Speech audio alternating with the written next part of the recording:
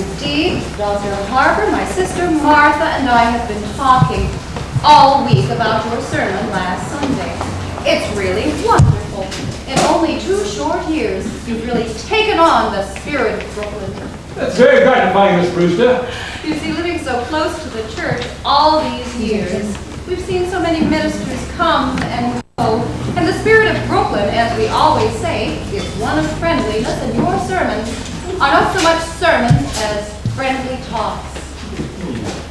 Personally, I've always enjoyed my conversations with Cardinal Gibbons. No, dear, not yet. Are the biscuits good? Bully! Would you have another biscuit, Dr. Harper? No, I have too many of your biscuits now. I have to eat for supper. I would eat too many of your biscuits just to taste that lovely jam. But you haven't tried the twins yet.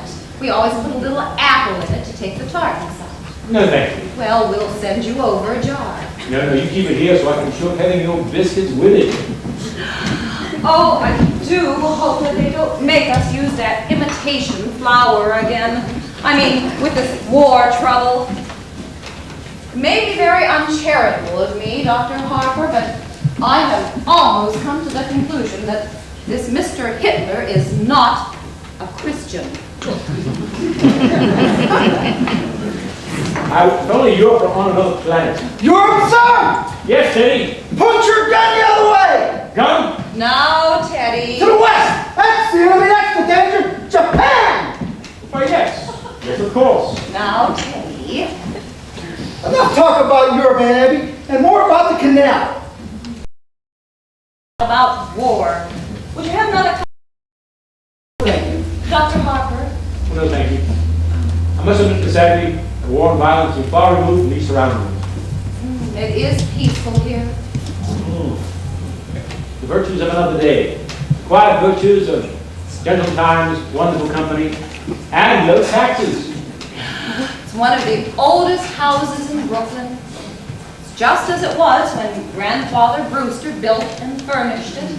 Well, except for the electricity, of course, and we use that as little as possible. It was Mortimer who persuaded us to put it in. I rather doubted that.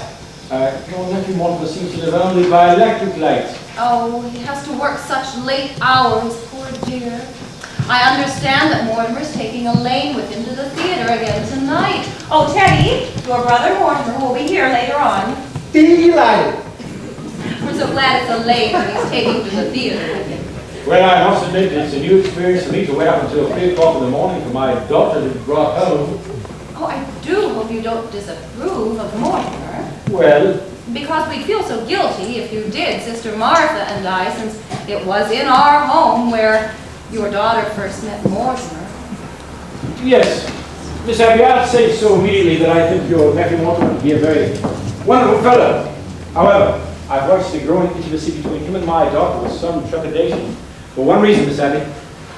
Oh, you mean his stomach. His stomach. His dyspepsia. He's bothered with it so, poor boy. Now, Miss Abby, I'll be quite frank with you. It's your nephew's unfortunate connection with the theater. The theater? Oh, no. Dr. Harper Mortimer writes for a New York newspaper.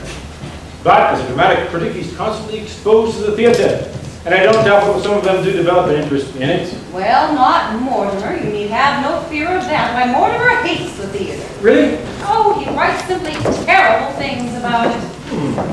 Oh, you can't blame him, though. He was so happy writing about real estate, which he really knew something about. And then they just forced him to take this terrible night position. My. Oh, yes, but as Mortimer says, the theater can't last much longer. And in the meantime, it's a living. Yes, I believe, Dr. Harper, if we give the theater another year or two, perhaps just... Oh, well, who can that be?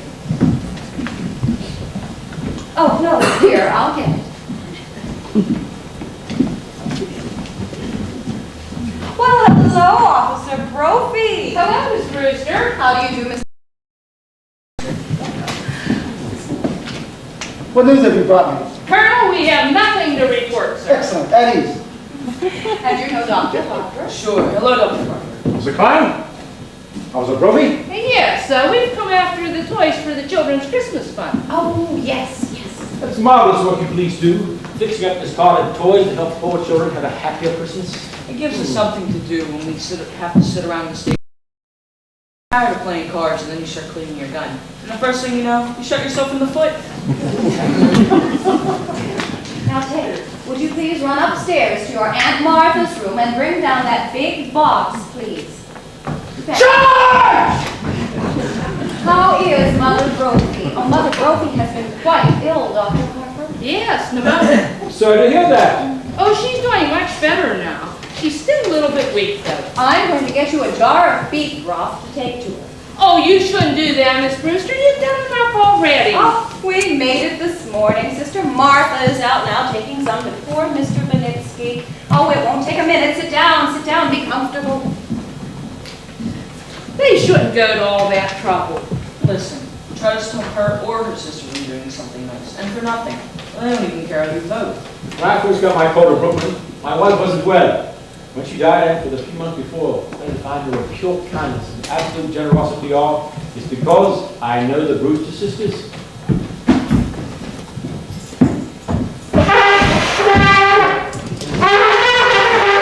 Colonel, you promised you wouldn't do that anymore. But I have to call my captain to get a release of the supplies.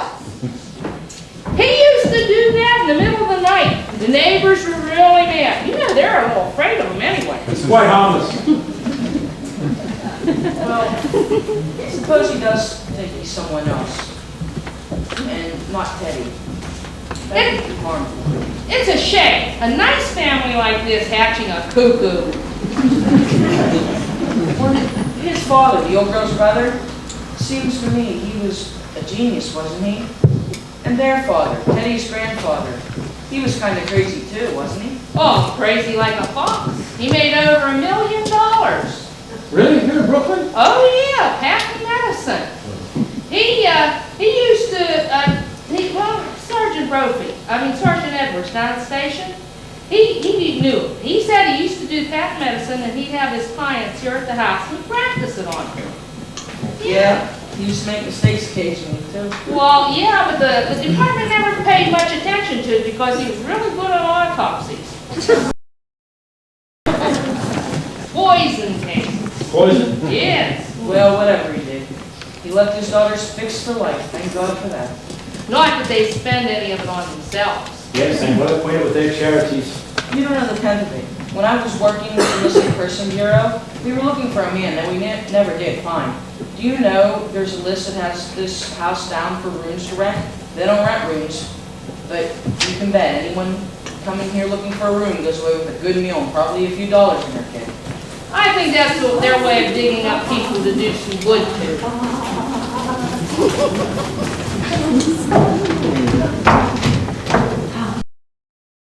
Miss Martha! Well, now, isn't this nice? Officer Klein.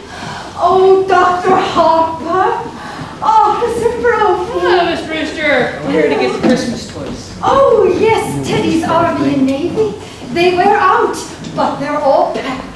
Oh, the Kyle's upstairs getting them now. Of course, he had to check through the cabin first. Oh, yes, of course.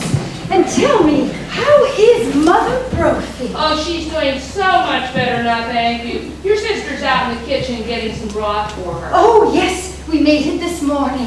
I just took some to a dear old man who broke ever so many bones. Oh, Martha, you're back. Yes. How is Mr. Benitsky? Oh, it's pretty serious, I'm afraid, dear. The doctor was there.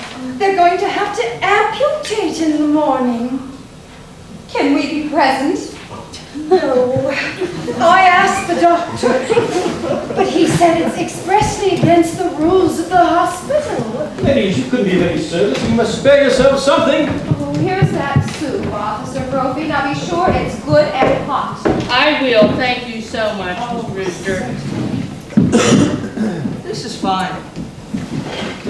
Yeah, this will make a lot of kids happy. That O'Malley boy sure is nuts about soldiers. That's General Miles. I retired him. What's this? The organ? Oh, Teddy, dear, put that back. No, the organ goes back to Australia. No, Teddy. No, I promised Fame Bob Evans. But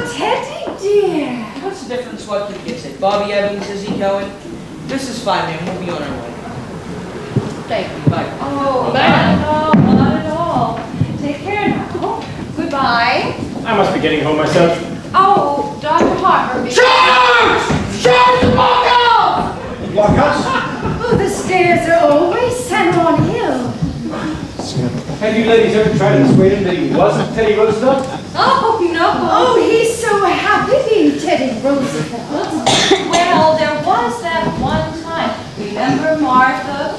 We thought that if he would be George Washington, it might be a nice change for him. But he just stayed underneath his bed and wouldn't come out to be anybody. And we'd so much rather he be Mr. Roosevelt than nobody. Well, if he's happy, and what's more important, you're happy. You'll see that he signs these. What are they? Dr. Harper has made all arrangements for Teddy to go to Happydale Sanitarium after we pass on. Oh, but why should Teddy have to sign these papers now? Well, if the Lord should take you away suddenly, Teddy might not want to commit himself. That would be an unpleasant legal procedure. Better to have it all settled. Mr. Witherspoon understands that if he file away till the time comes to use them. Oh, Mr. Witherspoon. Who is he? Well, he's the superintendent of Happydale Sanitarium. Yes, Dr. Harper has arranged for him to come tomorrow or the next day to meet Teddy. Well, I must be getting home, or Elaine will be looking for me. Oh, well, give Elaine our love, please. And Dr. Harper, please, don't think too harshly of Mortimer because he's a dramatic critic. Somebody has to do these things. Thanks ever so much for the tea. Did you just have tea, dear? Isn't it rather late?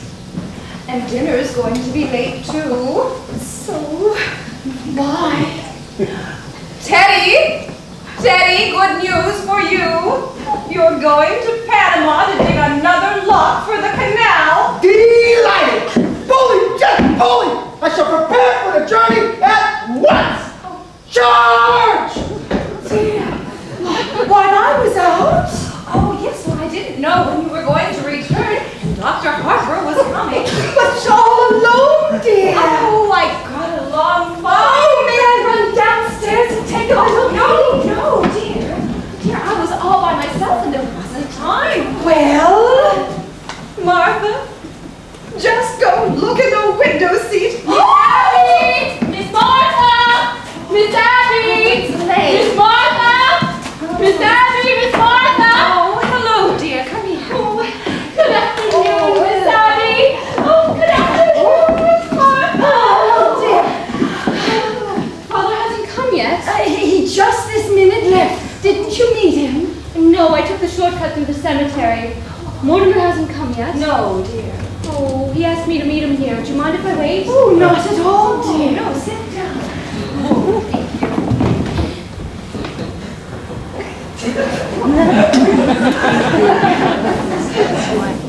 We really must speak to Mortimer about doing this to you. Doing what? Well, he was brought up to know better. When a gentleman calls to take a young lady out, he should call for her at her house. Oh, there's something about calling for a girl at a parsonage that discourages any man who doesn't embroider. But all the same, Mortimer has done this to you entirely too often. We are going to speak to him. Oh, please, don't. After a young man whose nightlife is to take me to a prayer meeting. It's wonderful to go to the theater almost every night of my life. Ooh, it's comforting for us too, dear. If Mortimer has to see some of those plays he has to see, well, it's nice to know he's sitting next to a minister's daughter. Oh, Elaine. Oh, what you must think of us. Oh, This late in the tea thing's not cleared away Oh, yet. don't bother with these, dear, until Mortimer comes. And then I'll come into the kitchen and give you a hand. Okay. Mortimer should be here any minute, dear. Yes, Father must have been surprised not to find me at home. I better run over and say goodnight to him. It is a shame you missed him, dear. Oh, yes, if Mortimer comes, you tell him I'll be right back. Of course. Hello, Mort. Hello, Elaine. Hello, Aunt Martha. Oh, Abby, dear. Mortimer's here. Were you going somewhere? I was just going over to tell Father not didn't know that was still being done, even in Brooklyn. Oh, hello, dear. Hello, Aunt Abby. Oh, how are you? Oh, I'm all right, and you look well. You haven't changed much since yesterday. Oh, it was yesterday, wasn't it? Oh, we're seeing a great deal of you these days. Well, sit down. Abby, dear. Yes, haven't we something to do in the kitchen? The tea things. Oh, the tea things. Oh, just sit down, sit down. Just make yourselves comfortable. Just make yourselves at home.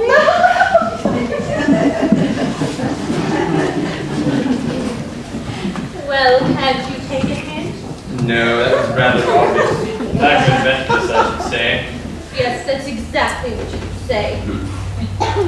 Well, where do you want to go for dinner? I don't care, I'm not very hungry. Well, I just had breakfast. Suppose we wait until after the show. But that'll make it pretty late, won't it? Not with the little stinker we're seeing tonight. You want to be fair to these plays. Are these plays fair to me? I've never seen you walk out in a musical. That musical isn't playing tonight. No. No, you've got to learn the rules, darling. Of the play, there are at least 4 changes of title and 3 postponements. They liked it in New Haven, but it still needs a lot of work. Oh, I was hoping it was a musical. Oh, you have such a light mind. Not a bit. Musicals somehow have a humanizing effect on you. After a serious play, we join the proletariat in the subway, and I listen to a lecture on drama. After a musical, you take me home in a taxi, and you make a few passes. Now, wait a minute. A piece of reporting. Oh, I will admit, after the German play, you said I had a dancing beauty. And that's a hell of a thing to say to a girl. It wasn't until after our first musical. You said I had a nice list. And I have, too. For a minister's daughter, you know an awful lot about life, but where'd you learn it? In the choir loft. I'll have to explain it to you sometime, darling, the close connection between eroticism and religion. Religion never gets as high as the choir loft. Which reminds me, I better run over and tell Father not to wait up. I never have been able to rationalize it. What? By falling in love with a girl who lives in Brooklyn. Falling in love. You're not stooping to the articulate, are you? I guess the only way I can keep my self-respect is to keep you in New York. Did you say keep? No, I've come to the conclusion that you're holding out for the legality. I can afford to be a good girl for quite a few years yet. Well, I can't wait that long. Where can we get married in a hurry, say, tonight? I'm afraid Father will insist on officiating. Oh, God, I bet your father can make even a marriage service sound pedestrian. Are you by any chance writing a review of it? Oh, sorry, darling. Occupational disease. Perhaps I will give that play tonight a good notice. Oh, darling, please don't pretend you love me that much. Be sure to tell your father not to wait up. I think tonight I'd better tell him to wait up. Well, I'll telephone Winch will have him publish the banns. Nevertheless... All right, everything formal and legal, but no later than next month. Darling, I'll run over and tell Father and give him the news. No, we'll have to see what's in rehearsal first. There'll be a lot of other first nights in October. Hello, Mortimer. Hello, Mr. President. What news have you brought me? Just this, Mr. President, the country is squarely behind you. I know, isn't it wonderful? Well, goodbye. Goodbye. Where are you off to, Teddy? Panama. Panama's in the cellar. He digs locks there for the canal. You're very sweet to him and he's very fond of you. Well, Teddy always was my favorite brother. Favorite? Were there more of you? There was another brother, Jonathan. I've never heard of him. Your aunts never mentioned him. Well, we don't like to talk about Jonathan much. He left Brooklyn at a very early age, by request. You see, Jonathan was the kind of boy who liked to cut worms in two with his teeth. What became of him? Oh, I don't know. He wanted to become a surgeon like grandfather, but he wouldn't go to medical school first, and his practice got him into trouble. Oh, aren't you two going to be late for the theater? No, we've decided to skip dinner. Won't have to leave for another half an hour. Oh, well, I'll just go and leave you two Oh, alone. no, don't bother, darling. I have got to run home and speak to Father. Before I go out with you, he likes to pray over me a little. I'll be right back. I'll take the shortcut through the cemetery. If the prayer doesn't last too long, I'll have time to leave you beside distilled water. Mortimer, that's the first time I ever heard you quote the Bible. Oh, I just knew that Elaine would be a good influence for you. Oh yes, by the way, I'm going to marry her. What? Oh, darling! Oh, Martha! Oh, come right in here. I have most marvelous news. Mortimer and Elaine are going to be married. Oh, married! Mortimer! Oh! We always hoped it would happen just like this. Oh, Elaine must be the happiest girl in the world. Happy, just look at her leaping over those gravestones. Say, what's that? What's what, dear? That statue there, that's a Honendita Carnina. Oh, no, dear, that's Emma B. Stout ascending into heaven. No, dear, on Miss Stout's left, dear. That's a red-crested swallow. I've only seen one of those before in my life. I don't know how you can be thinking about a bird.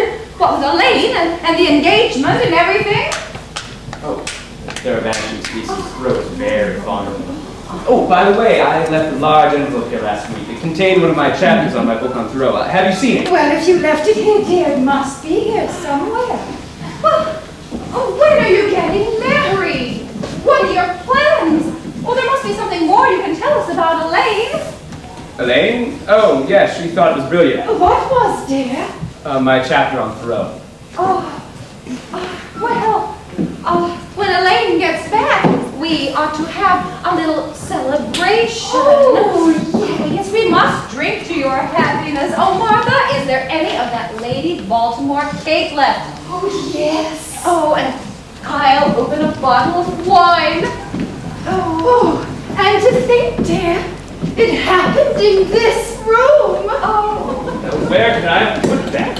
Oh, now, here, with your fiancé sitting beside you tonight, I do hope that this play is one you can enjoy for a change. Oh, it might be something romantic. What's the name of it? Murder Will Out. Yes. The first thing you see when the curtain goes up is a dead body.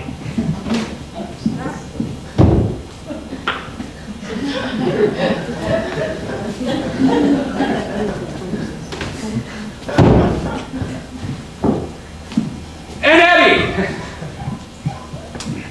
Yes, dear. You were making plans for Teddy to go to that sanitarium, Happy Day? Yes, dear, it's all arranged. Dr. Harper came over this afternoon and he brought the papers for Teddy to sign. Well, he's got to sign them right away. He's down to the cellar. Call him up. That Dr. Harper thought it was expedient that we be in a hurry too, so there wouldn't be any legal difficulties after we pass on. He's got to sign them now, right away. No, there's no such hurry as that, dear. Oh no, once he starts working on the canal, you can't get his mind on anything else. Forgive me, darlings. I have some shocking news for you. Now, we've always humored Teddy because we thought he was harmless. Why, he is harmless, dear. He was harmless. That's why he's got to go to Happydale. That's why he's got to be confined. Mortimer, what are you talking about? Why, as long as we live, we'll never be separated from Teddy. Well, we have to find out sometime. It might as well be now. Teddy has killed a man.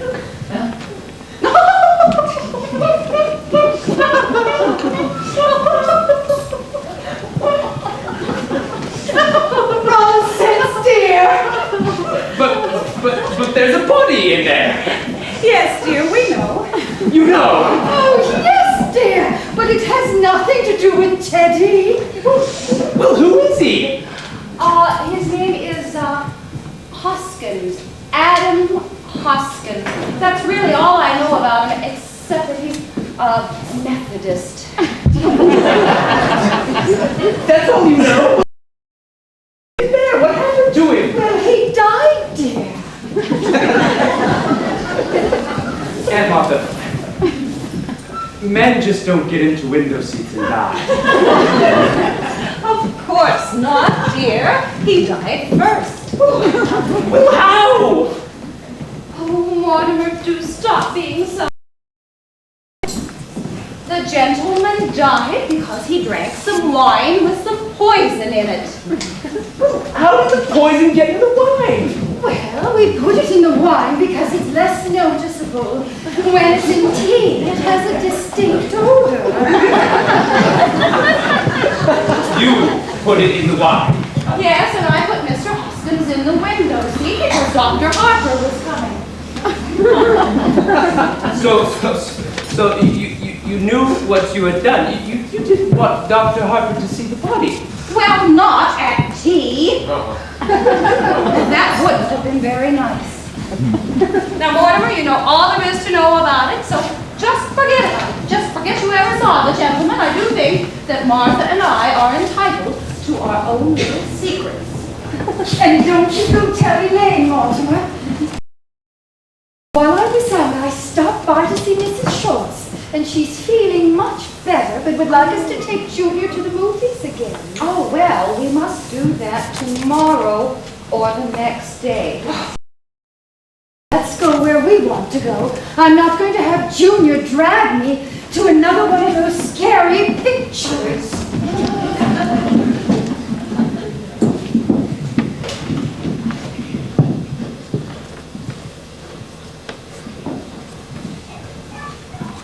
Hello. City desk. Yes. Al, you know who this is? Yes.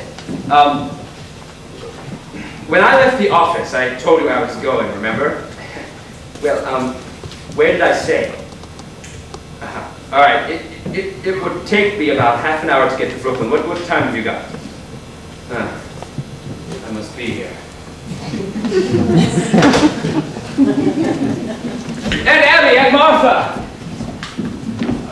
What are we going to do? What are we going to do? Oh, what are we going to do about what, dear? There's a body in there. Yes, dear Mr. Hoskins. What am I going to do? I can't turn you over to the police, but I've got to do something. Well, for one thing, dear, stop getting so excited. And for pity's sake, stop worrying.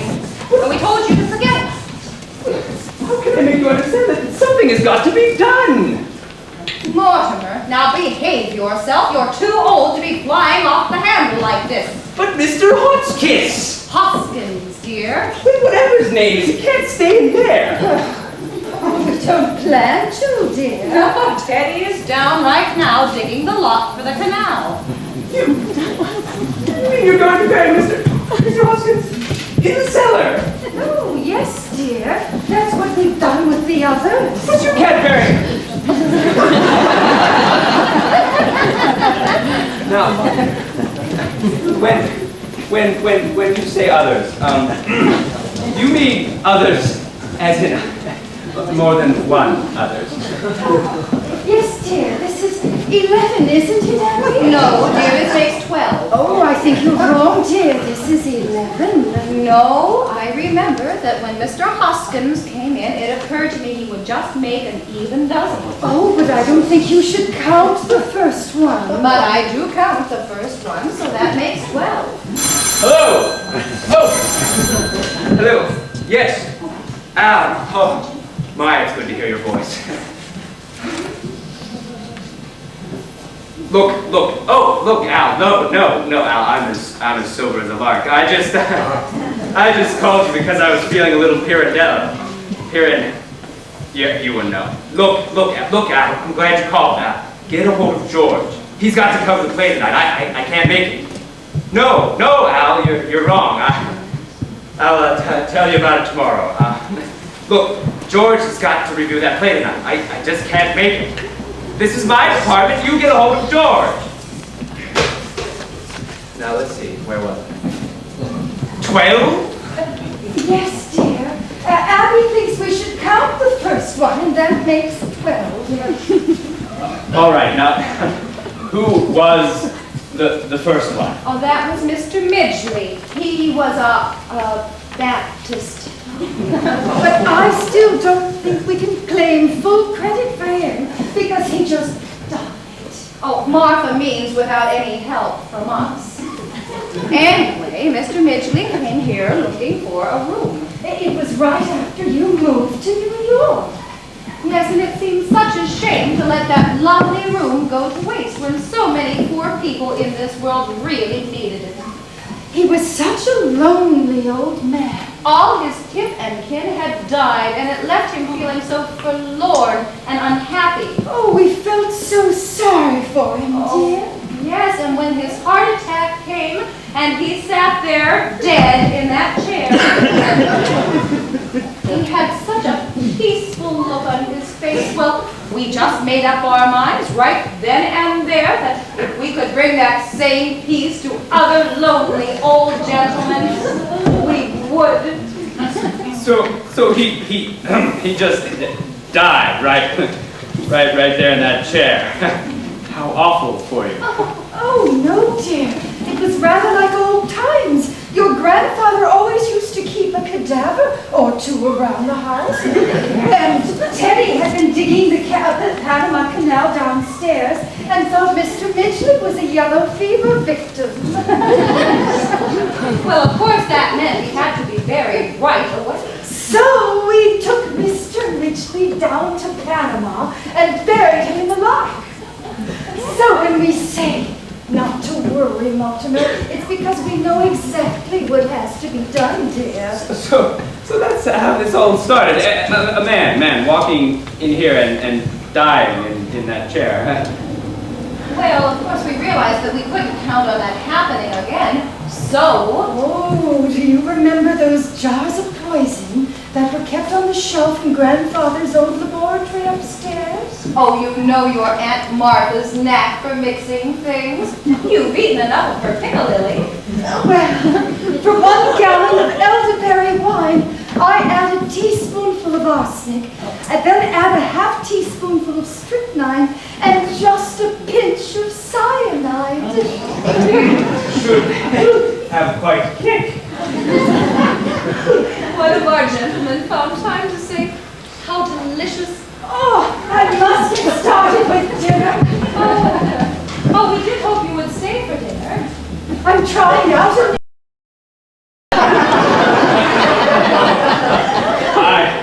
I couldn't eat a thing.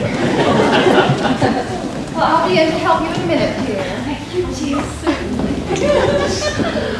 Oh, I feel so much better now, Morty.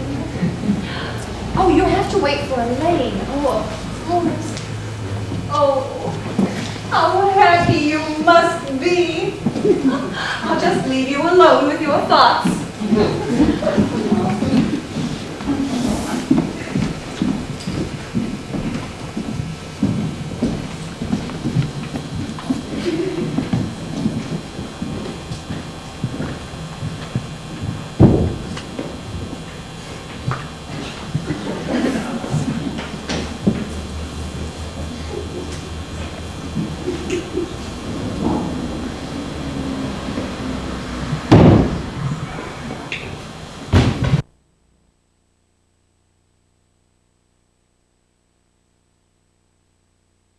Now, will you get out of here? No! I will not get out of here until I've had an explanation.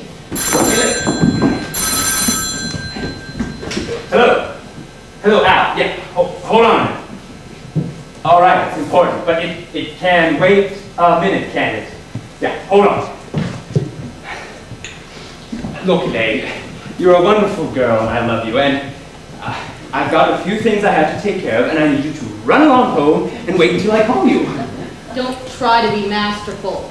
Look, Elaine, when we're married and I have a problem to face, I will do it tedious and uninspired.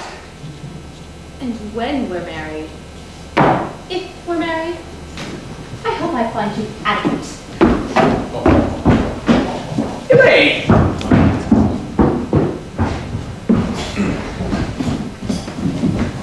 Hello.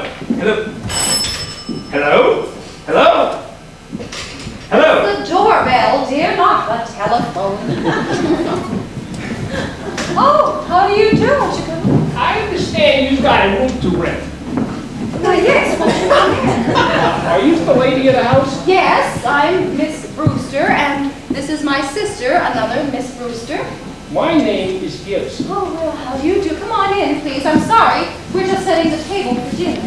Hello, city desk. Yes, let me speak to Al again. What? Hello. Hello, Al. City desk. What? Oh, sorry, wrong number. Could I see that room? Why don't you sit down and let's get acquainted first? Oh, that ain't gonna do no good if I don't like the room. Oh, is, Brooklyn your home? Oh, I ain't got a home. I live in a hotel and I don't like it. Hello, city desk. All alone in the world. Oh, Yeah. is your family from Brooklyn? No, I ain't got a family.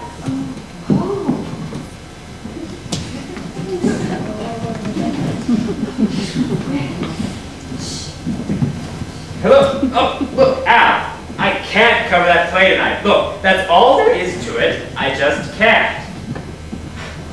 Is there always this much noise? Oh, he doesn't live with us. What's George doing in Bermuda? Of course I told him he could go to Bermuda. It's my department, isn't it? Well, you look around, Al.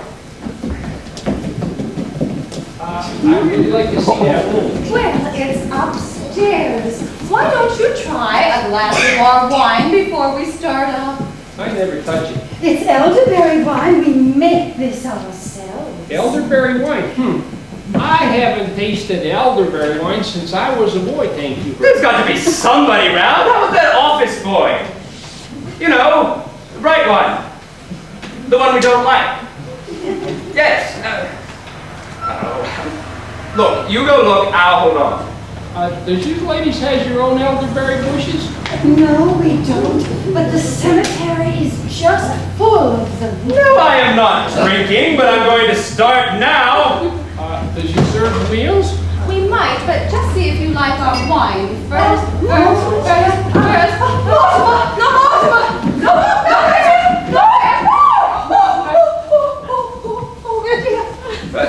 Hey! Get out of here! What do you want to be? Poison? Get out of here! Get out of this house! Now you've spoiled everything! You can't do things like that! Can't I make you understand that not only it's wrong, it's against the law. It's not a nice thing to do. Who wouldn't understand? He wouldn't understand. Mortimer, don't try to stop you from doing things that you'd like to do. I don't see why you should interfere with us. Look, all right, Al, I'll go see the first act and I'll pan the hell out. But you've got to do something for me, Al. Get a hold of O'Brien. Yeah, the head of our legal department. Yeah, we'll have him meet me at the theater. All right, now don't let me down, Al. Okay, I'm starting now. Okay. Look, darlings, I've got to go to the theater, but I want you to promise me one little thing before I go. Well, we'd have to know what that was first. Now, you know I love you very much, and I know you love me too, and you know I'd do anything in the world for you, and all I want you to do is one little thing for me. What do you want us to do? Don't do anything. I mean, don't do anything. Don't let anyone in the house and leave Mr. Huskins where he is. What? Because I need some time to think, and I've got quite a little to think about. Well, we were planning on holding services before dinner, dear. Services? Why, certainly.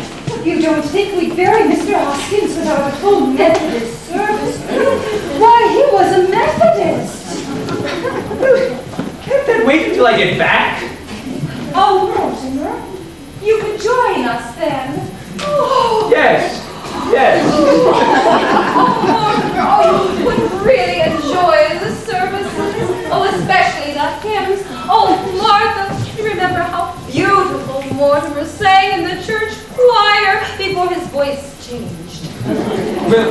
It is a promise, then. Well, I suppose we could do this one little thing for Mortimer since he is cooperating with us very well. Very well. All right, then, do you have any paper? I'll be back as soon as I can, but there's a man I've got to see. Well, here's some stationery. Would that do? Yes, that's fine.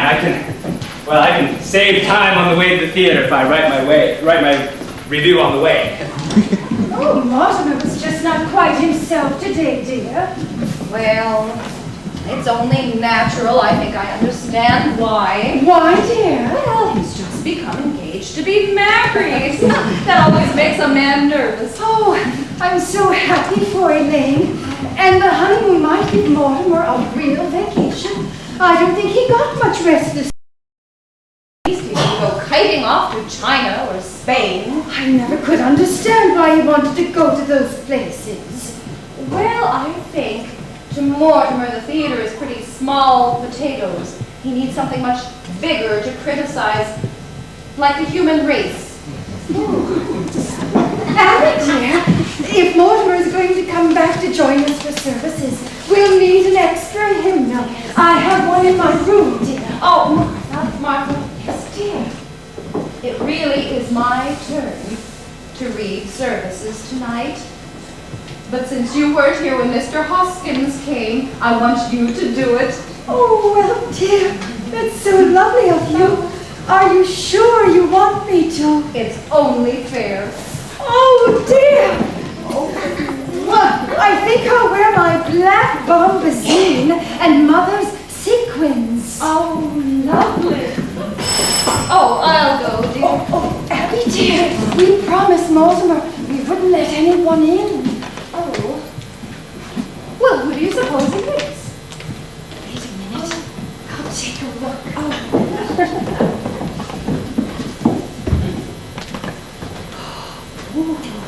It's two men and I've never seen them before. Are you sure? And there's a car parked at the curb. They must have come in that. Oh, let me look.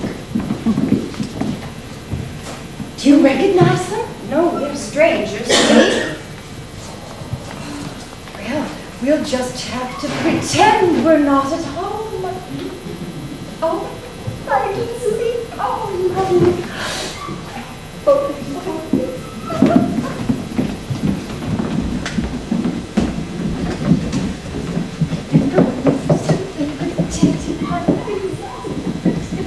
Come in, Doctor.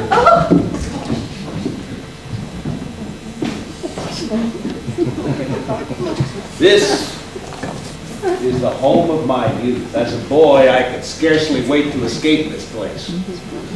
Now I'm glad to escape back into it. Yeah, Johnny, it's big fine hideout. The family must still live here. There's something so unmistakably Brewster about the Brewsters. I hope there's a fatted calf for the return of this prodigal. Oh, yeah, Johnny, I'm hungry. Hey, look, Johnny, drinks. It's as if they were expecting us.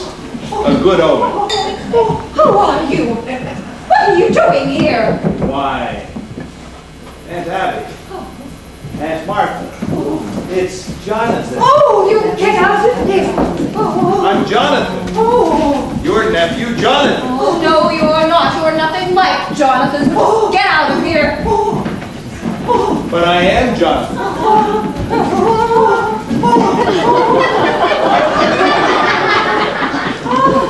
And this is Dr. Einstein.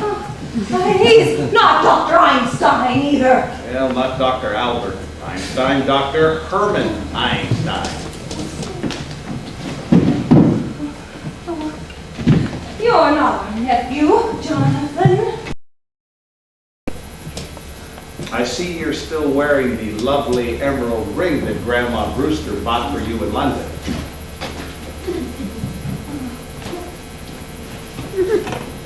And you, Aunt Martha.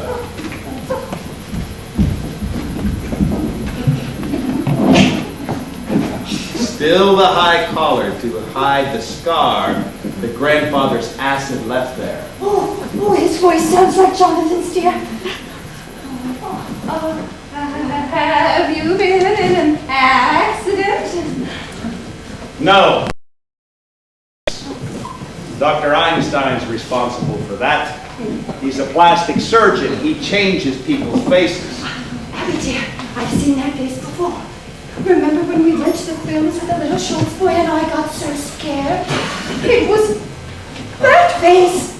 Oh, easy, Johnny. Easy, easy, easy. Hey, don't worry, lady. In the past 5 years, I give Johnny 3 new faces, and I'm going to give you another one right away. That leg face, well, I just saw that movie, and I think I was drunk. You see what you've done to me, Doctor. You see what you've done. Even my own family's afraid of me. Johnny, you're home. How many times he tells me about Brooklyn, about this house, about this aunt he loves so much. They know you, Johnny. They know it's you. You know us, Jonathan. Please, speak to him. Tell him so. Well, it's been a long time. What have you been up to?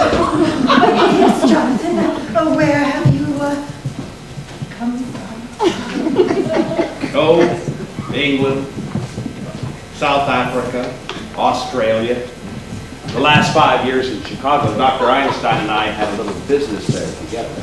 Oh, well, we were in Chicago for the World's Fair. You found Chicago awfully warm. Yeah, good luck for us, too. Well, it's wonderful to be back in Brooklyn. And you, Abby, Martha, you haven't changed a bit. Just as I remembered you, sweet, charming, hospitable. And what about dear little Teddy? Did he ever get into politics? My little brother was determined to become president. Teddy's fine. He's just fine. And Mortimer's well, too. I know all about Mortimer. I've seen his picture at the head of his column. He's evidently fulfilled all of the promise of his early nasty nature. We're very fond of Mortimer. Well, Jonathan, it was very nice seeing you. Bless you, Aunt Martha. It's good to be home.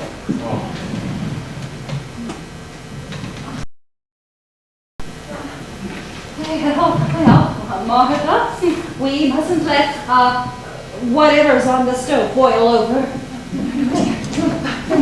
Excuse us, Jonathan. That is, unless you have somewhere else to go. Oh, gee, where do we go from here? We got to think fast. The police got pictures of your face. And I got to operate and change that right away. But we got to find a place to do that. And we also got to find a place for Mrs. Spinozzo. Don't waste any worry on that rat. But Johnny, we got the hot stick on our hands. Forget Spinozzo.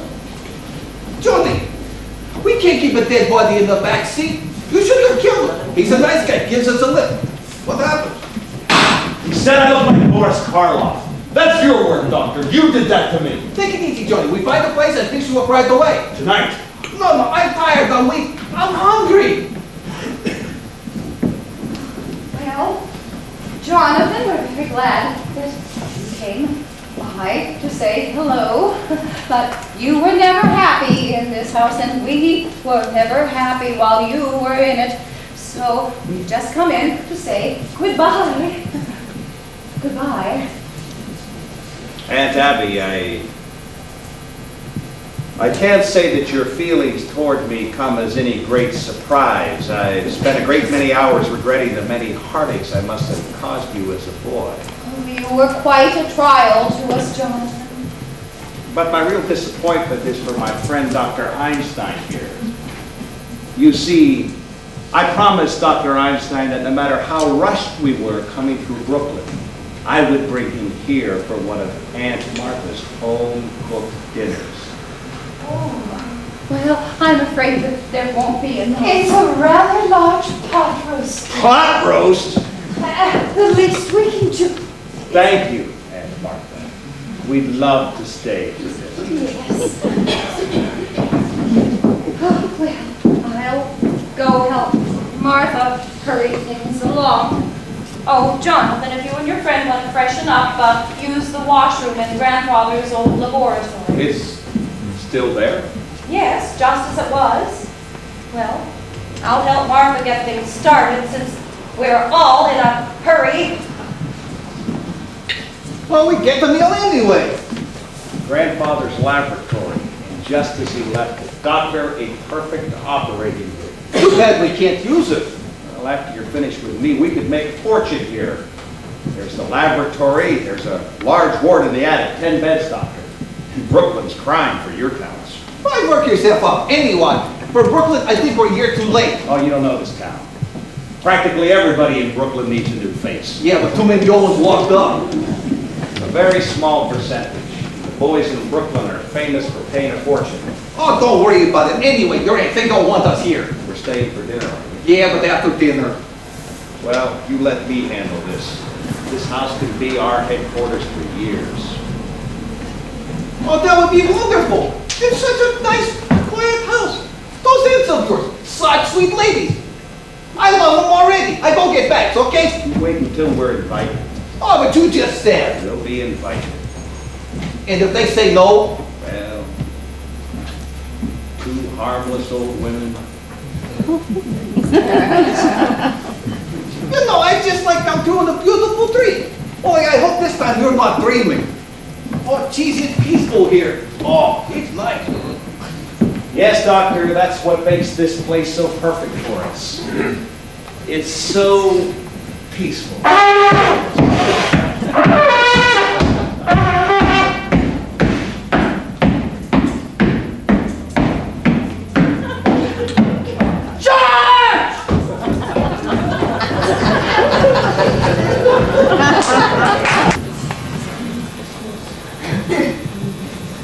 Yes, aunties, those 5 years in Chicago were among the busiest and happiest of my life. Yeah, from there we had to go to South Bend, Indiana. They wouldn't be interested in our experience in Indiana. Oh, well, you've led a very interesting life, I'm sure, Jonathan, but we really shouldn't have let you talk so late. My meeting Dr. Einstein in London, I might say, changed the whole course of my life. In South Africa in the diamond business, and then in Amsterdam in the diamond market. I wanted to go back to South Africa, and Dr. Einstein here made that possible. Yeah, Jonathan, that was a good job. You know, when he took the bandages off, his face was so different. The nurse had to introduce me.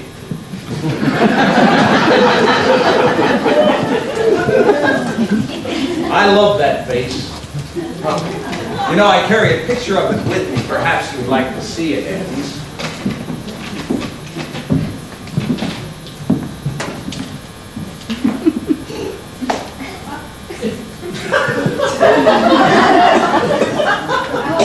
Well, it looks more like the way you used to look, but still, I wouldn't know you, Jonathan.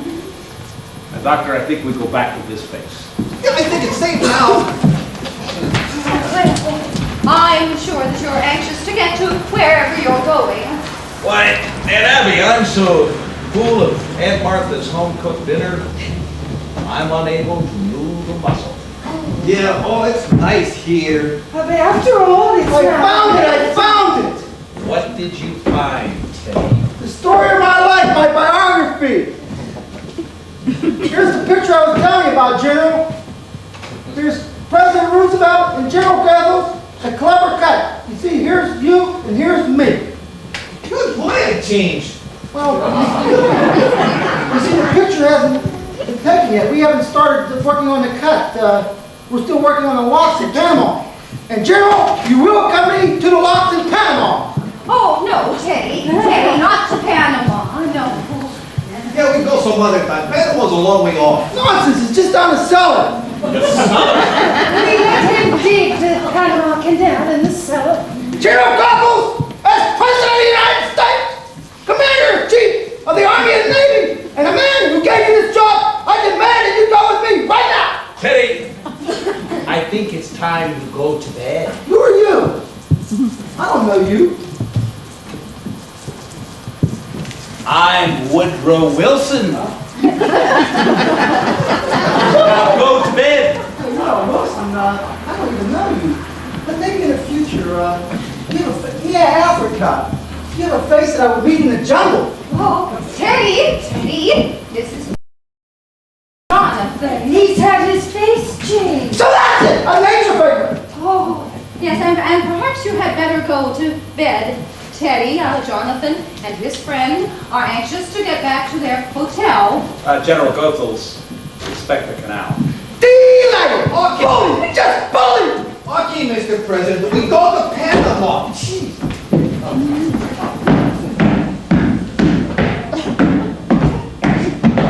Down south, you know. What we on? And Abby, I must correct the misapprehension. You spoke earlier of a hotel. We had no hotel. We came directly here. There's a lovely hotel just down the block. But Aunt That's- Martha, this is my home. No, Jonathan, you can't stay here. We need our rooms. You need them? Yes, for our lodgers. You have lodgers in this house? Well, not right now, but we do intend to have some. Well, then my old room should still be free. But Jonathan, there's no room for Dr. Einstein. Dr. Einstein can share the room with me. No, Jonathan, you can't stay here.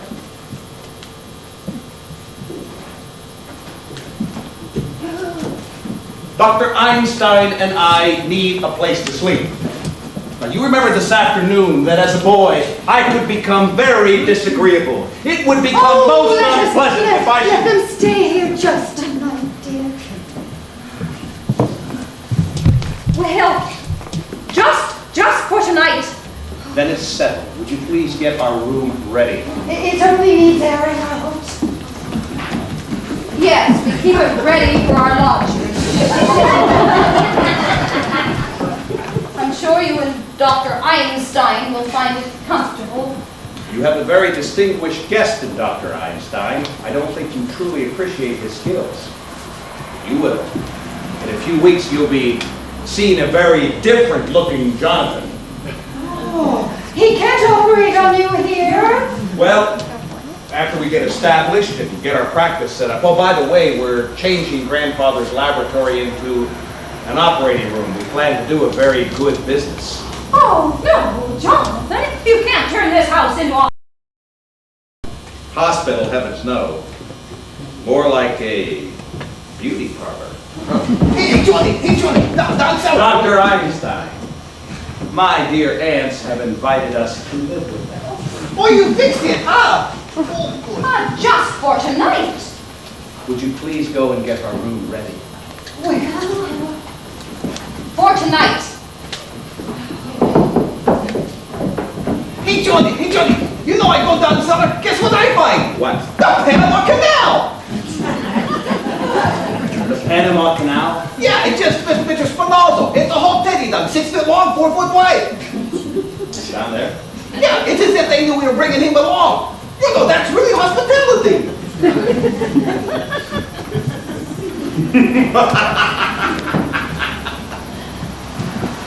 What a good joke on my dear aunties. They're living in a house with a body in the basement. I like that. Well, okay, now how we get them in? Well, we can't exactly walk them in through the door. I'll bring the car around behind the house, and then we can bring Mr. Spinalzo in through the window here.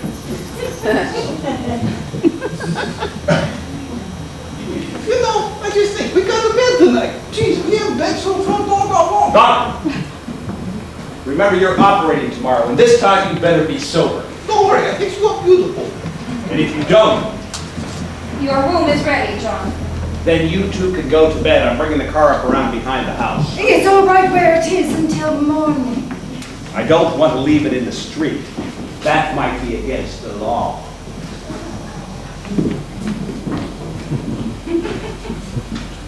Oh, Abby dear, what are we going to do?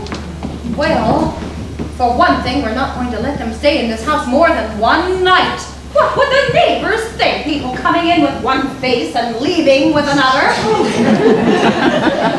Abby dear, what are we going to do about Mr. Hoskins?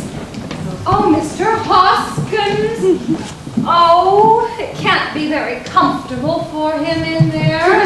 He's been so patient Abby, Teddy is just going to have to take him down to Panama right away. but I'm not inviting Jonathan to the funeral services. Oh, no, no, we'll wait till they go to bed and then we'll come down and hold the services.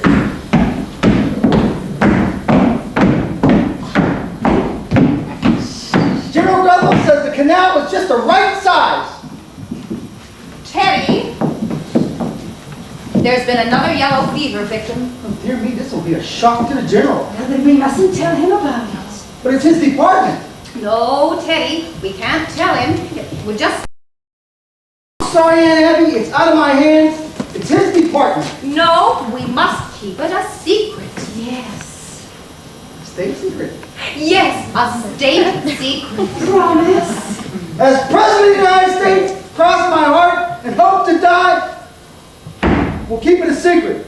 How will we keep it a secret? Well, now Teddy, you go down to the cellar, and when it's dark and I've turned out the lights, you come up and you take the poor gentleman down to Panama. Now run along, Teddy. And we'll come along later and hold services. You may announce that the president will say a few words. By the way, where is the old chap? He's in the window seat. Seems to be spreading. We've never had yellow fever over there before.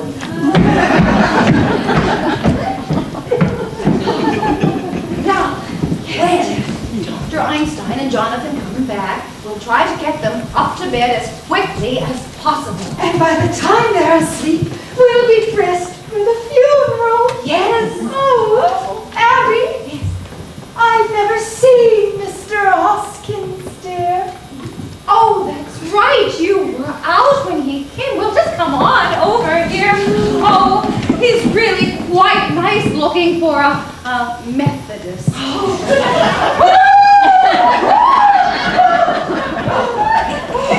Bringing the luggage in through here. Oh, the room is ready. Jonathan, you can go right up. I'm afraid we don't keep Brooklyn hours, but you two can run along. That's all right. You must be very, very tired, and we don't go to bed this early. Well, you should. It's time that I came home to take care of you. Well, we weren't planning to go to bed until And Margaret, after did you our- hear me? I said go to bed. I'll wait till you're up, and I'll turn out the lights. Now we'll take the instruments upstairs tomorrow morning. We'll all go to bed. Okay. Run along, Aunt Margaret. Now, Aunt Abby, please. I'll just wait till you're out, Jonathan.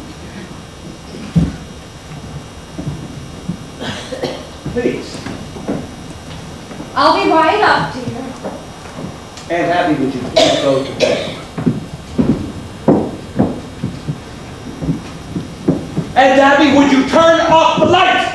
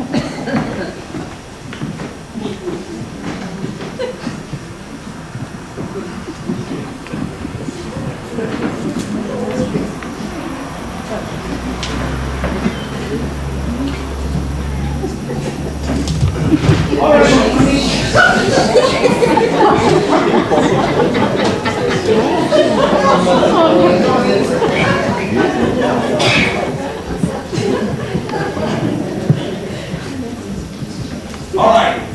I'll open the window, you go around behind and hand it through. No. He's too heavy for me. You go outside. You push, I go inside the pool. Then together you come in, we get them down to Panama. All right. I'll go around and take a look around outside. When I tap on the glass, you open the window. Okay.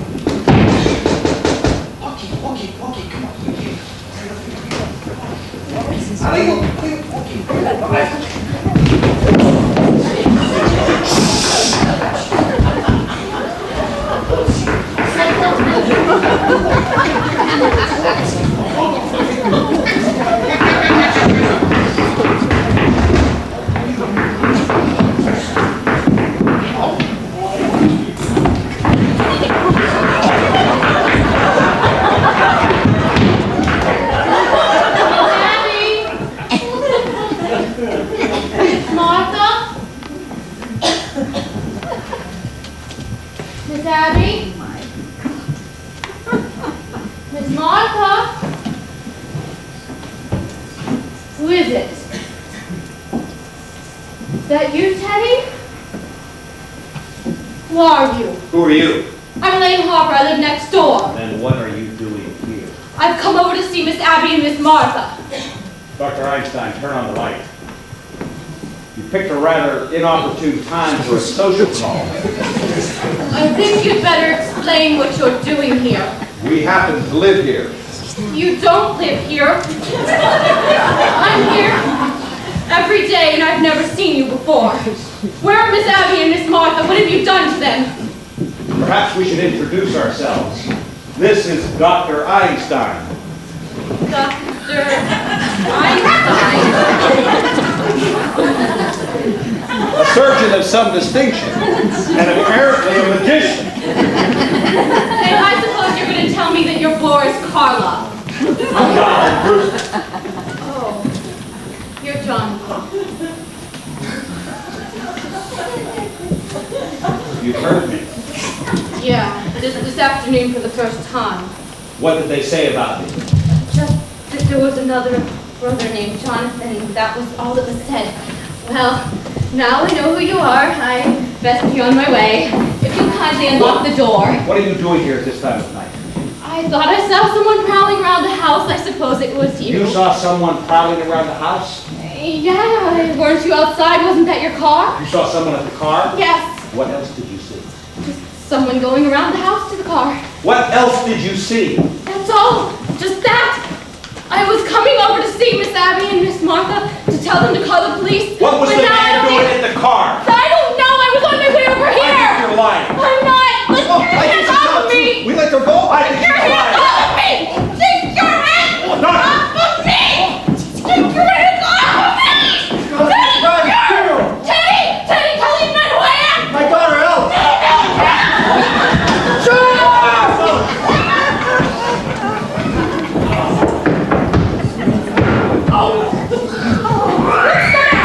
What's going on? What's happening down there? What are you doing? We've got a burglar, a sneak thief. Now go back to your room. We'll call the police. We've already called the police. Now go back to your room and handle this.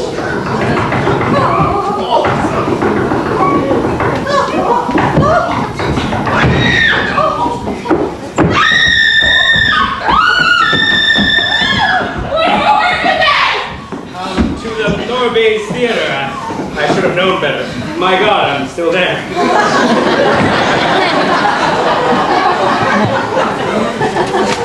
This is your brother, Jonathan. Now, I know this isn't a nightmare, but what is it? I've come back home, Mortimer. Who did you say this was? This is your brother, Jonathan. He's had his face changed. Dr. Einstein performed the operation. Jonathan? Jonathan, you always were a horde, yet you look like one. Easy, Johnny. Easy. You don't recall the things I did to you when we were boys, Mortimer? Do you remember being tied to the bedpost? Do you remember the needles under the fingernails?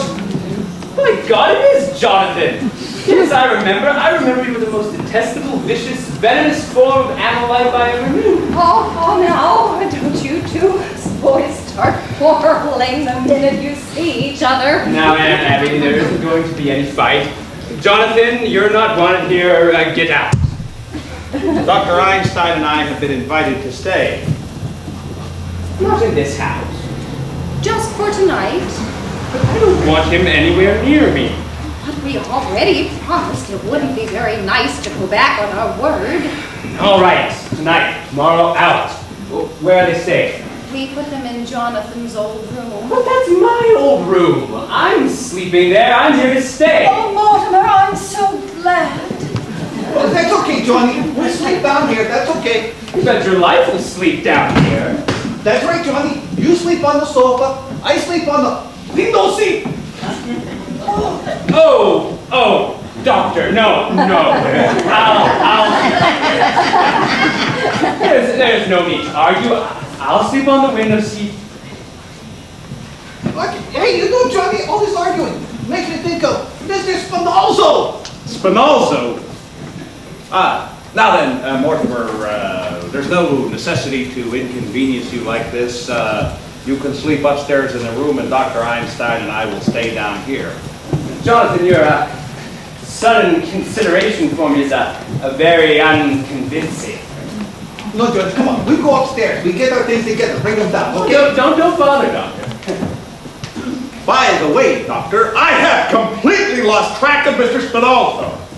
Who's this Mr. Spinozzo? Oh, he's a friend of ours. Johnny's been looking for him. Don't bring anyone else in here. Come on, Johnny. We go upstairs, get our things. I can tell you all about it. Oh, Mortimer, you don't need to sleep down here. I'll move in with Martha and you can have my room. Don't bother, Aunt Abby. We'll be packed in a few minutes, and Mortimer, you can stay upstairs in the room. You're just wasting your time, Jonathan. I told you I'm sleeping down here tonight. Mortimer! Something's the matter, darling. I've almost been killed! You've almost been, Abby, Martha. It was Jonathan. They mistook her for a sneak thief. No, Mortimer, the kind of maniac, I'm afraid of him. Why, darling, you're trembling. Do you have any smelling salts? No, but I can make some tea or some hot coffee. Coffee, and make some for me too, and some sandwiches. I haven't had any dinner. I will make some for both of you, dear. Oh, yes. Oh, we can leave our hats down here now, Martha. You weren't going anywhere, were you? Do you know what time it is? It's after 12. 12! Look, Elaine, you've got to run along home now. What? Now, Mortimer, you just asked for coffee and sandwiches for the both of you. Right, don't you remember, dear? We were going to celebrate your engagement.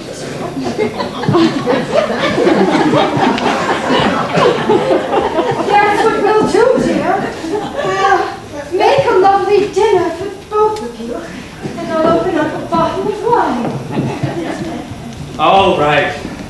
No wine! Mortimer, what is going on in this house? What do you mean, what is going on in this house? You asked me to go to dinner in the theater tonight. You called it off. You asked me to marry you. I said I will. And then you want to throw me out of the house. Tonight, just after your brother tries to strangle me, you want to chase me home. Now listen, Mr. Brewster. Before I go anywhere, I only know where to stand. Do you love me? Elaine, I love you very much. So much, in fact, that I can't marry you. Have you suddenly gone crazy? I don't think so, but it's just a matter of time, you know? You see, insanity runs in the family. Well, it practically gallops. Because Teddy's a little strange. No, there's a strange taint in the Brewster blood. Now, if you knew my family, I mean, really knew my family, well, it's what you'd expect if Strindberg had written a Hell of a Coffin. Mortimer, that's ancient history. No, Grandfather Brewster. He used to try his patent medicine on dead people to make sure he wouldn't kill them. But Mortimer, he's not that crazy. He made $1 million.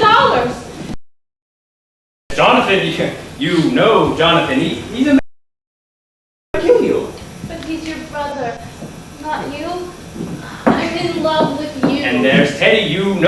already. He thinks he's Roosevelt. No, dear. I realize that no Brewster should marry.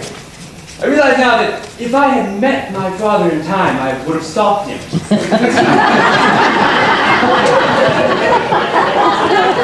You're crazy. Look at your aunts. They're Brewsters, aren't they? And they're the sanest, sweetest people that I've ever met. Well,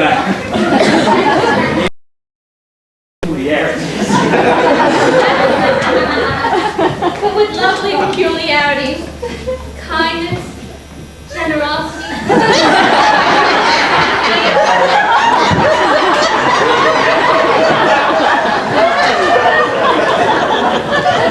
there's another one.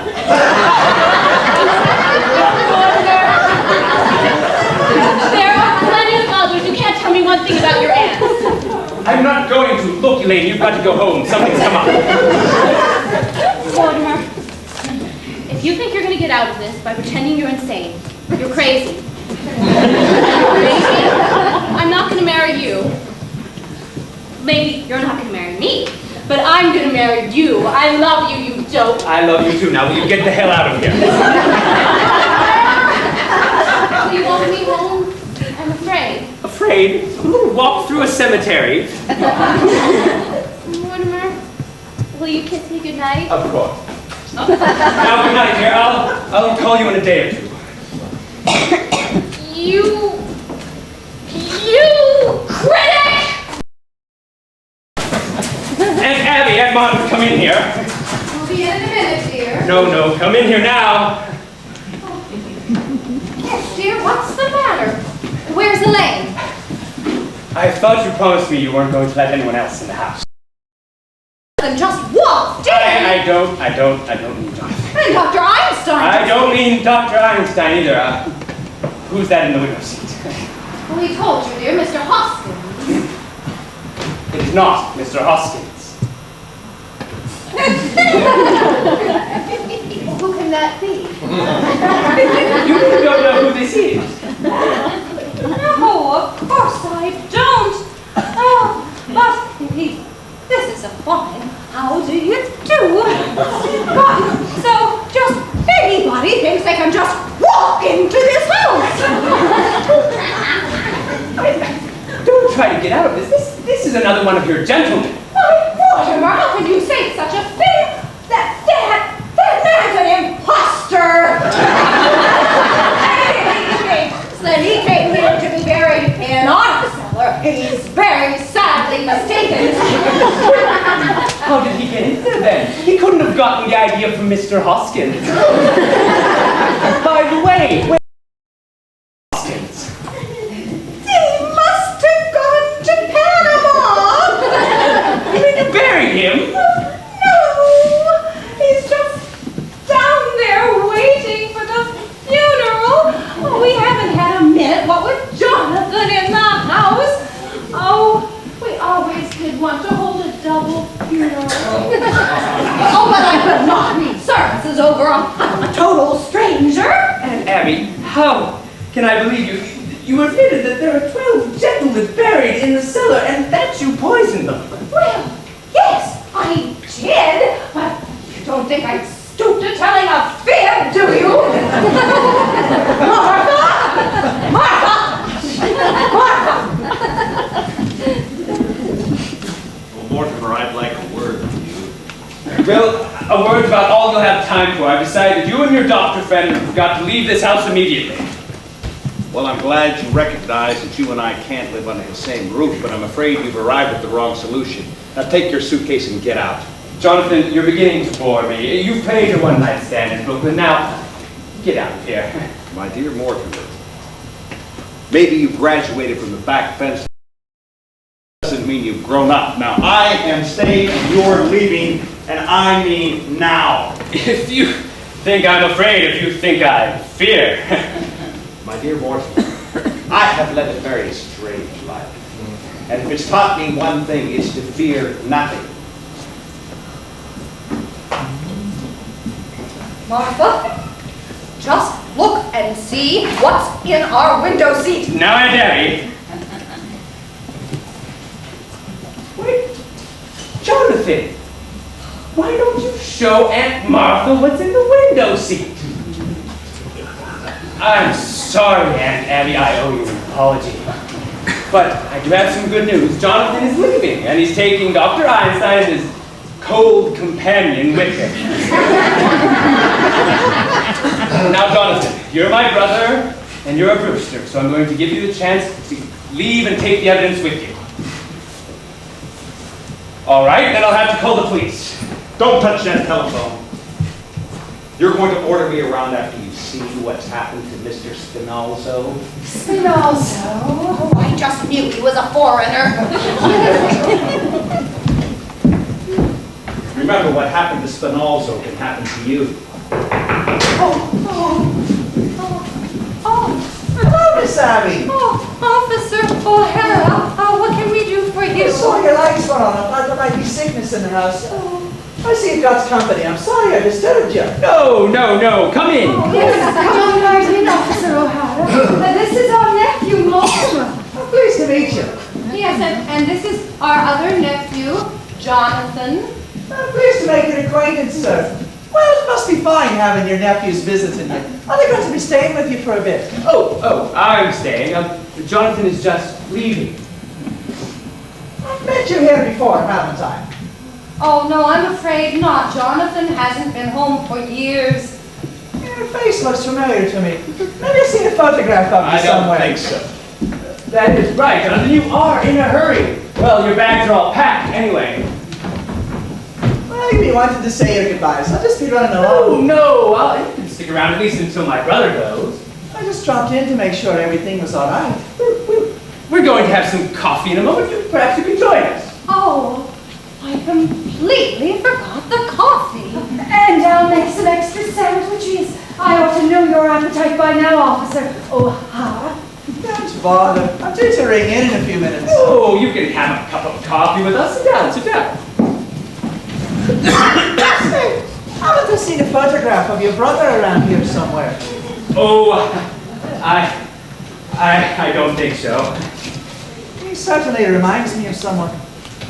Well, he may look like someone you've seen in the movies. Oh, I never go to the movies. I hate them. My mother says the movies is a bastard art. Well, it is full of them. Your mother said that? Well, Yeah, she was an actress, a stage actress. Perhaps you've heard of her, Peaches Latour. sounds like a name I've seen on the program. What did she play in? Well, her big hit was Mutt and Jeff, but played it for 3 years.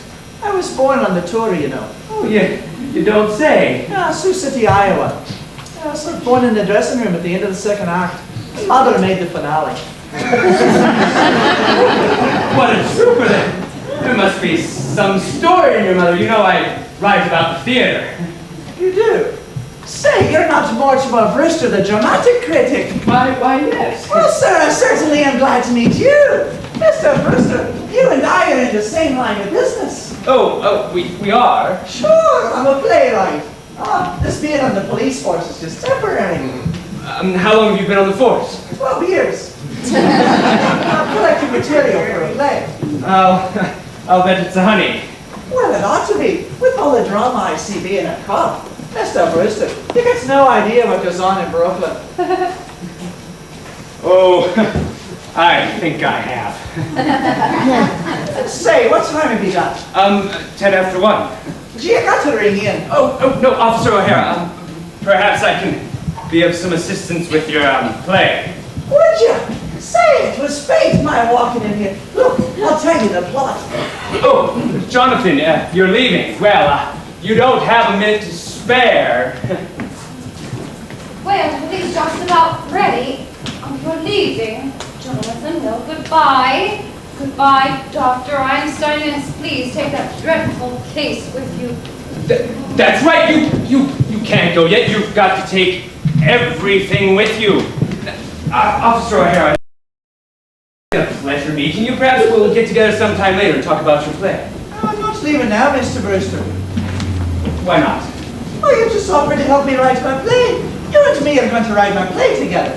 But I can't do that. You see, I'm not a creative writer. I'll do the creative. You just put the words to it. O'Hara? No, sir, Mr. Brewster. I'm not leaving this house till I tell you the plot. In that case, Mortimer, we'll be running along. No! You can't do that. You've got to take all your things with you. Look, O'Hara, my brother's just going and... I can wait. I've been waiting 12 years. Sorry I took so long. No, don't bring that in here. Officer O'Hara, we're going for a cup of coffee in the kitchen. The kitchen? Oh, yes, Jonathan is leaving, dear. Oh, how lovely. Yes, come right this way, Officer O'Hara. Oh, are you sure you don't mind eating in the kitchen? Where else would you be? Well, goodbye, Jonathan. It was nice to have seen you again. Well, I'm glad you came back to Brooklyn, Jonathan, because it gives me the chance to throw you out. And the first one out is your boyfriend, Mr. Spinalza. Oh, Mr. Brewster, we can talk again. I'll be out in a minute. I might have known you'd grow up to write a play. Well, get going, all three of you.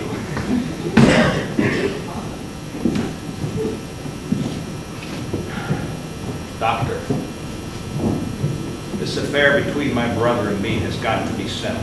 Johnny, we got trouble enough. Your brother, he gives us a chance to get away. What more could you ask? You don't understand.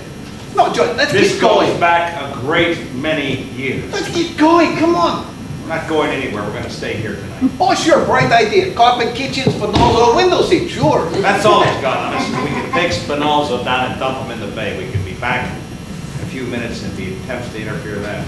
Not Johnny. Doctor, Okay. you know when I have made up my mind. Yeah, I know when you make up your mind. When you make up your mind, you lose your head. Brooklyn ain't a good place for you. Doctor, Okay, I know. We got to stick together. But someday we're going to get stuck together. Anyway, come back here. What I going to do with this thing? take them and hide them down in the cellar. Okay. Mr. Spinalza can go out the same way he came in. Johnny! Pull. What's the matter? Down the cellar. Come. You know that hole in the cellar? Yes. We got the names in the hole. Come, I show you. Come, quick. Come, move it.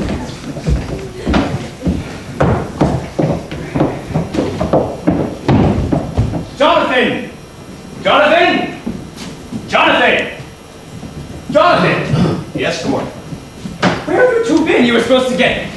Mr. Spinalza, we're not going anywhere. Oh, you don't take me seriously. You wouldn't want Officer O'Hara to see... We're staying here, Mortimer. Oh, well this gets rid of you and Officer O'Hara at the same time. Officer O'Hara, would you come If in you here? tell Officer O'Hara what's in the window seat, I'll tell him what's in the cellar. Cellar? There's an elderly gentleman down there who seems to be quite dead.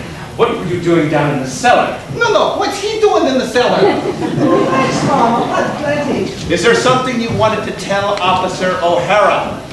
Mr. Brewster, your aunts want to hear it too. Shall I get them in here? No, there's no time. You've got to bring in. Oh, to hell with ringing in. I'll get your aunts in here and tell you the plot. No, not in front of all these people. Maybe there's some place we could get together later. How about the back room at Kelly's? Fine, but you've got to ring in for... Why don't the two of you go down to the cellar? That's all right with me. Is this the cellar over here? No. We'll meet at Kelly's. Now you've got to go ring in. All right, it'll only take a couple of minutes. Look, I'll ditch this guy and be back in 5 minutes. I expect to find you gone. No, wait for me.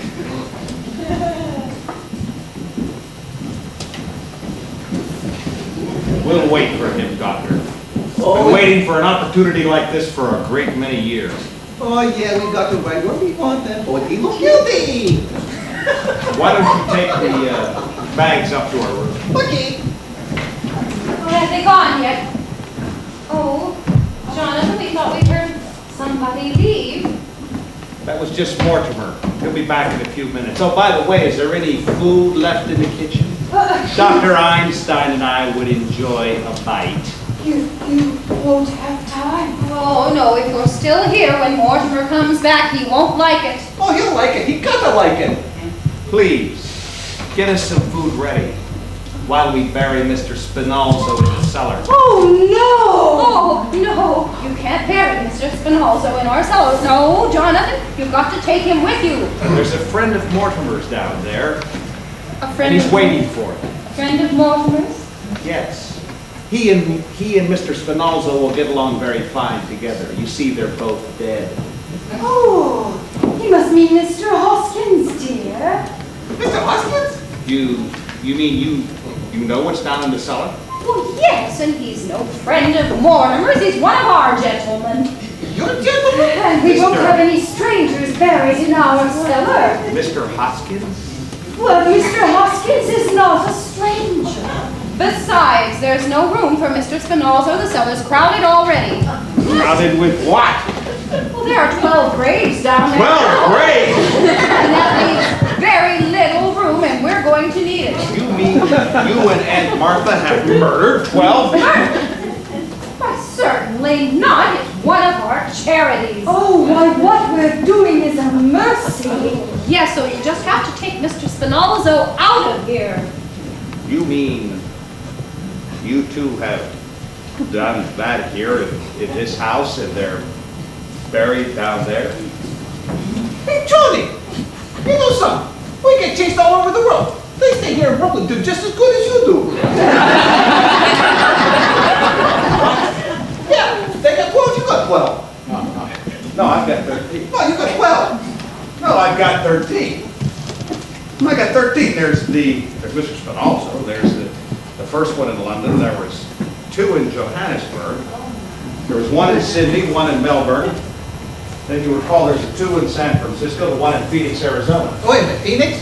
The filling station. Oh, I Then there was the 3 in Chicago and the 1 in South Bend. That's 13. No, you can't count the one in South Bend. He died of pneumonia. We would have got pneumonia by a shine. Oh, no, he don't count. He died of pneumonia. It don't count. Counts with me, I've got 13. No, it doesn't. You got 12, they got 12. Your lady just as good as you are. Well, they are, aren't they? Well, that can be taken care of easily enough. All I need is just 1 more. Just 1 more! Well, here I am. Stop doing that. This is our house and our cellar, and you can't do that. Ladies, get upstairs where you belong. Mark, go upstairs. There's no use you're doing what you're doing because it'll just have to be undone. We won't have it, I tell you, so just stop it right now. All right, I'll show you. I'll show you. This is...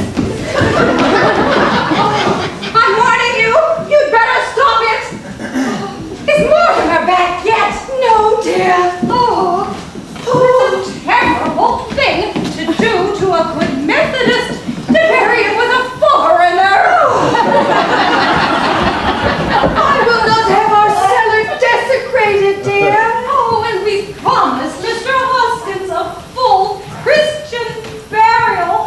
When can Mortimer be? I don't know, but I heard him say to Jonathan, just you wait, I'll settle this. Oh, well, we can very well settle it if he's not in the house, can he? That's all we want settled. What's going on down there? All right, now where's Teddy? Oh, I've been over to Dr. Gilchrist to get his signature on Teddy's commitment papers. Oh, Mortimer, what's the matter with you? running around getting papers signed at a time like this. Why, do you know what Jonathan is doing downstairs? He's putting Mr. Hoskins and Mr. Spinalzo in together. Oh, he is he? Well, let him. Is Teddy upstairs? Oh, Teddy won't be of any help, dear. Once Teddy signs these, I can tackle Jonathan. Oh, what have they got to do with it? You had to go and tell Jonathan about those 12 graves. If I can make Teddy responsible for those, I can protect you. Can't you see that? No, I can't see that, and we pay taxes to have the police protect us. I'll be down in a minute. Very well. Come, Martha, we're going for the police. All right. No! No police. Why not? Because if the police find Mr. Spinaldo. They may find Mr. Hoskins. And if they find Mr. Hoskins, that might make them curious. And they may find your other 12 gentlemen. Oh, now, Mortimer, we know the police better than you do, and I don't think they'd pry into our private affairs if we asked them not to. If they found your 12 gentlemen, they'd have to report to headquarters. Oh, I don't think they'd bother, dear. They'd have to make out a very long report. And if there's anything a policeman doesn't like to do, it's to write. But you can't depend on that. It might leak out, and you can't expect a judge and a jury to understand. Oh, Judge Cullum would. Yes, we know him very well. He comes to church to pray before every election. Yes. And he's coming to our house for tea, too. He's promised. Oh, we really must speak to him about that, dear. His wife died several years ago and left him very lonely. Well, come along, Martha. No, you can't do this. I won't let you leave this house. You can't have Judge Coleman to tea. Well, Mortimer, if you're not going to do something about this, we are. I am going to do something. We may have to call the police later, but I want to be ready for them. Oh, Mortimer, you must get Jonathan out of this house. And Mr. Spinaldo, too. I will. Will you let me handle this my own way? Very well, Mortimer, but if they're not out of this house by morning, we're going to call the police. They'll be out, I promise you. Now go to bed. And for God's sake, get out of those clothes. You look like Judith Anderson. Well, that is a relief, isn't it, dear?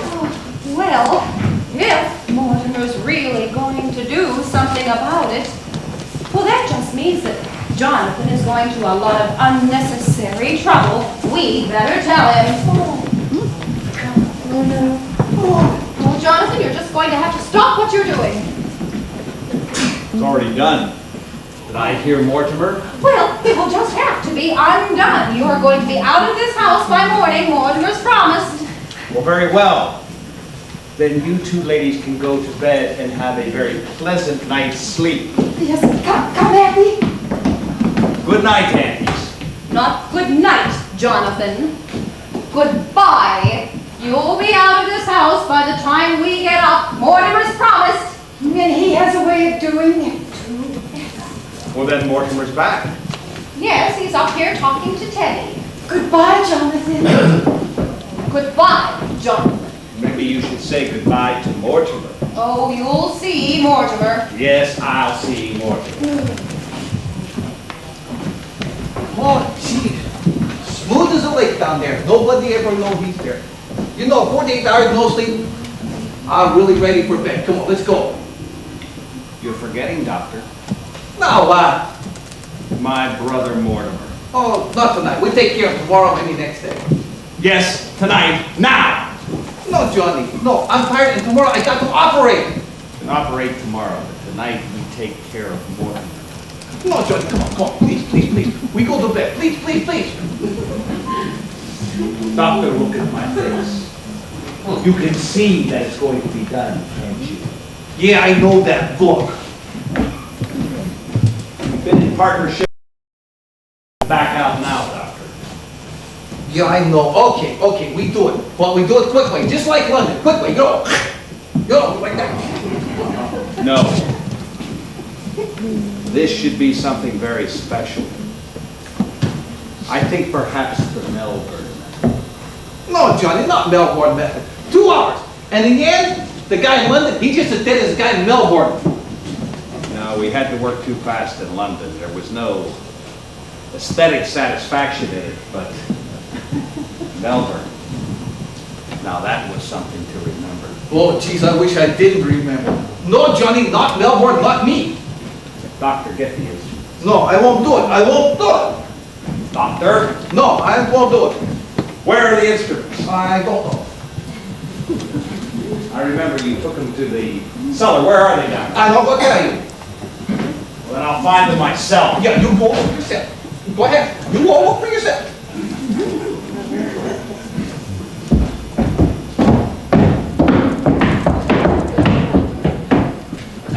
No, Mr. President, you can't do that. But I can't sign a proclamation This must be a secret. A secret proclamation? How unusual. Well, Japan must know until it's signed. Japan, those yellow devils! I'll sign it immediately! Well, let's go upstairs and sign it. You stay here. A secret proclamation must be signed in secret. But of course, Mr. President. I shall change it to my signing club. Okay, you go now, you go back, I go. No, doctor, I'm waiting for something important. Oh, no, you go.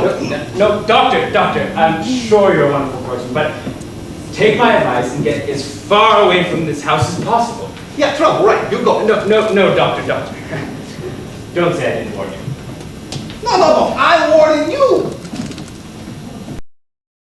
Things are going to start popping around here any minute now. Yeah, Johnny's in a bad mood. He's like that, he's a madman. Things happen, terrible things. Oh, Jonathan doesn't scare me now. Oh, don't those plays you see teach you anything? About what? Well, at least they act like they got some sense in those plays more than you do. Oh, they do they? You think people in plays act like they have intelligence? Well, I wish you had to see some of the ones I've had to see. Take the little opus I saw tonight, for instance. There's this man. He's supposed to be intelligent. He knows he's in a house of murderers. He knows he's in danger. But does he leave? No, he stays right there. Now I ask you, doctor, is that what an intelligent person would do? You're asking me? He doesn't even have this sense enough to be afraid, to be on guard. I mean, for instance, the murderer asks him to sit down. You mean like, won't you sit down? Believe it or not, that one was in there too. And what did he do? He sat down. Now mind you, this man is supposed to be bright. And what do you think he tied him up with? What? A curtain cord. Oh, why not? Good idea, very convenient. A little too convenient, doctor. When are playwrights going to use some imagination? Well, didn't he see him get it? No, he sat there with his back to him the whole time. Now this is the sort of stuff we have to sit through night after night. And they say the critics are killing the theater. It's the playwrights who are killing the theater. So there he sits, the big dope, the man who is supposed to be bright, waiting to be trussed up and gagged. Gagged! Ah!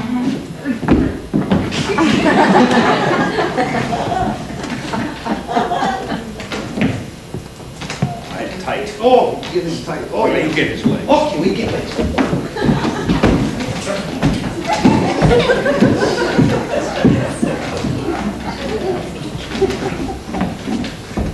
Hey, you're right about that fella. He wasn't too bright. Now, Mortimer, if you don't mind, we'll finish the story. I've been away for 20 years, and in all that time, not once have you been out of my mind. One night in Melbourne, I dreamed about you. When I landed in San Francisco, I felt a strange satisfaction just knowing that I was in the same country with you. Doctor, we go to work. No, Johnny, for me, quickly, please. No. This one must be an artistic achievement. After all, we're performing before a very distinguished critic.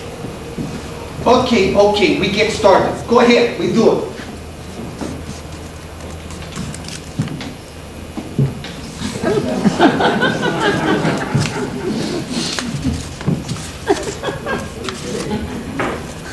Now, Doctor, we're ready for you. No, I got to have a drink first. I can't do this without a drink. Pull yourself together. The old ladies, they had to wine around here. Where was it? Oh, it's over here. Okay. We need a drink. Oh, I get one for you, too.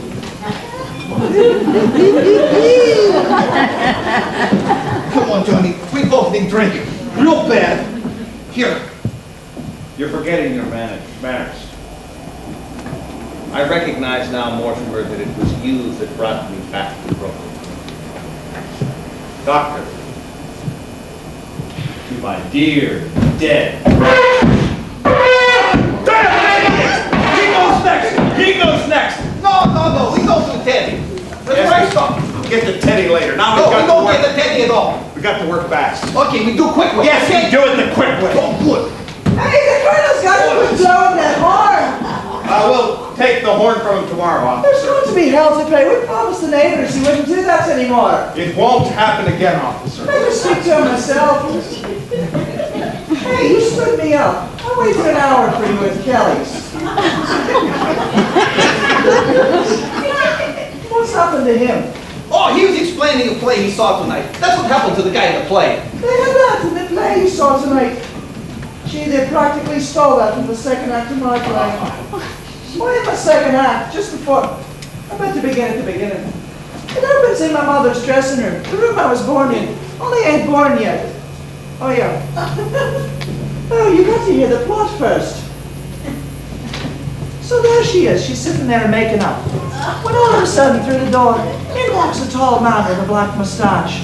And he says to her, "Miss Latour, will you marry me?" He doesn't know she's pregnant.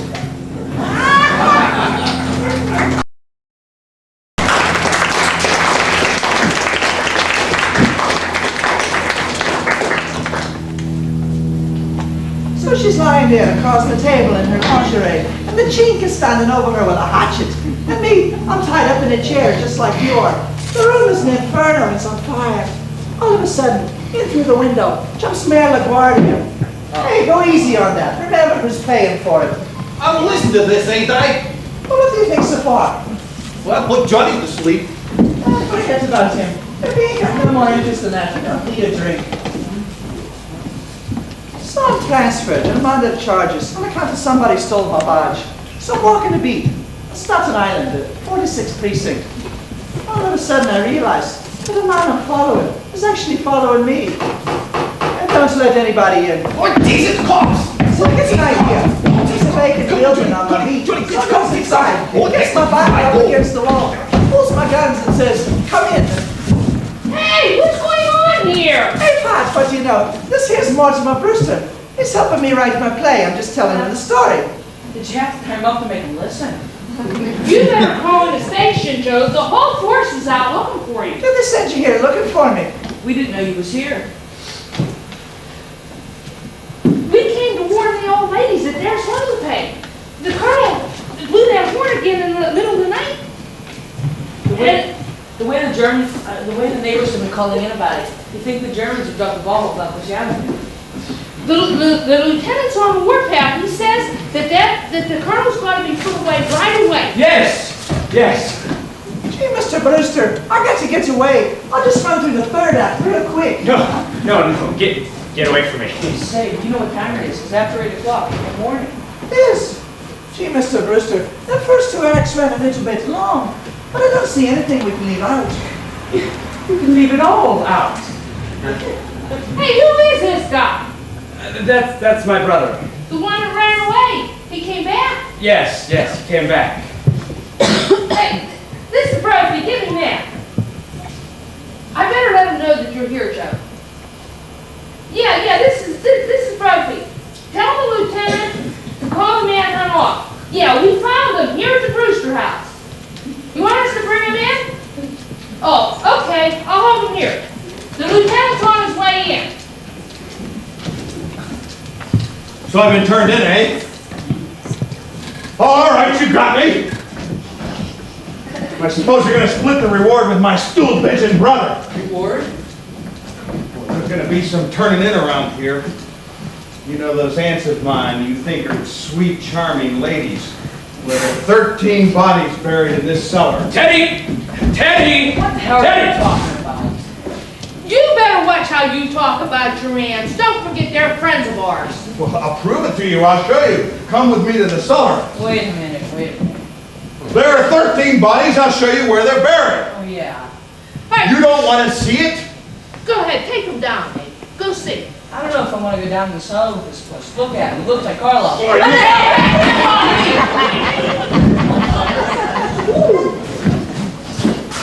What do you know about that? What the hell are you officers doing here? I told you I was going to handle this. We were just about to... You put up a fight? Oh, this isn't the one that blows the bugle. This is his brother. He tried to kill Klein. All I said was he looked like Carlos. Turn him over. Well, we kind of look like he might be wanted here. You kind of think he's wanted, huh? Hell yes, he's wanted! In Indiana! Escaped from a prison for the criminally insane. He's a lifer. For God's sake, that's how he was booked in the circular. He's supposed to look just like Karloff. Was there a reward mentioned? Yeah! I'm claiming it. Hey, he tried to get us to go down the cellar. Yeah, He he said said, there were 13 bodies buried. yeah, 13. 13 bodies buried in the cellar? Yes. And that didn't tip you off when he came out of a nut house? I thought all along he talked kind of crazy. Oh, it's Shakespeare. Where have you been all night? And you didn't bother to tell me? I've been right here, writing my play with Mortimer Brewster. Yeah, you had plenty of time to write that play. You're suspended. Now go back and report in. I come down sometime and use the station typewriter. Get out of here! Pick that guy up and bring him to. See if you can find out what happened to his accomplice. The guy that helped him escape, he's wanted too. No wonder Brooklyn's in the shape it's in. With a police force full of flatheads like you guys. Falling for that kind of a story. 13 bodies in the cellar. But there are 13 bodies in the cellar. Who are you? President Roosevelt! What the hell is this?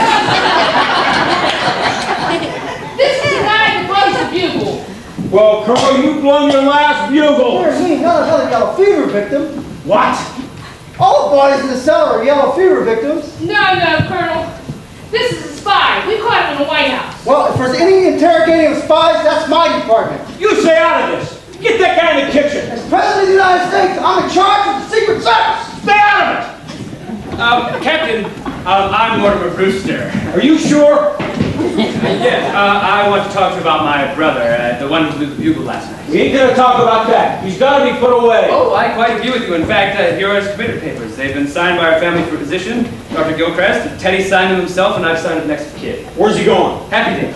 All right, I don't care where he goes as long as he goes. Now, I want you to understand that everything that's happened here, he's responsible for. Now, those 13 bodies in the cellar, Yeah, those 13 bodies in the cellar. It ended up that the neighbors were all afraid of him. He's disturbed the peace with that damn bugle. But can you imagine what would happen if that cop guy's story about 13 bodies in the cellar got around? And now he's starting a yellow fever scare. Cute, ain't it? 13 bodies in the cellar. Who would believe? Can't tell. Some people are just dumb enough not to believe. A year ago, some crazy guy starts a murder rumor over in Greenpoint, and I had to dig up half an acre lot just to prove there was nothing there. Excuse me.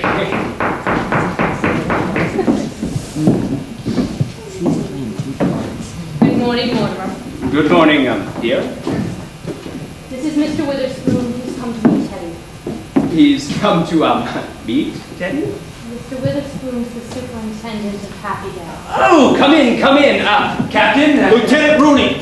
I'm glad you're here, Super, because you're taking him back with you today. Today? I didn't know that. Not today. Oh, look, Elaine, I've got some business to take care of. You run along home and I'll call you in a day or two. I didn't know. Was this an idiot? The papers are all signed. He's going today. Complete insubordination! You men will find out I'm no mollycoddle! What's this country gonna do when the President of the United States is treated this way? There's your man, Super. There he is. Wait a minute. Mr. President, I have good news for you.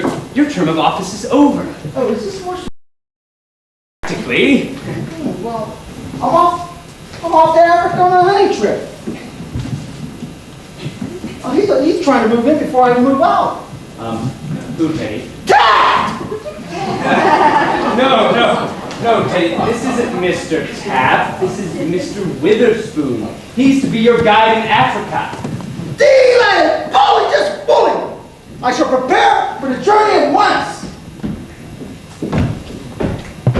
And Abby, and Martha, I'm off to Africa. Isn't it wonderful? Charge!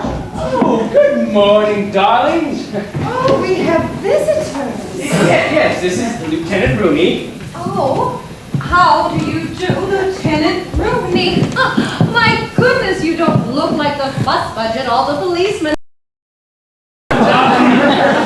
He's here because, well, you know, Teddy blew his bugle again last night. We intend to speak to him about that, dear. It's a little more serious than that, Miss Brewster. And this is Mr. Witherspoon. He's the superintendent at Happy Day. Oh, how do you do, Mr. Witherspoon? You've come about Teddy. He's coming to take him. Aunties, the police think Teddy should go to Happy Dale today.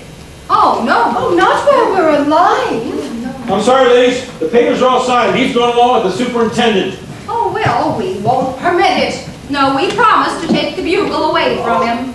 We won't be separated from Teddy. I'm sorry, ladies. The law's the law. He's committed himself, but he's gone.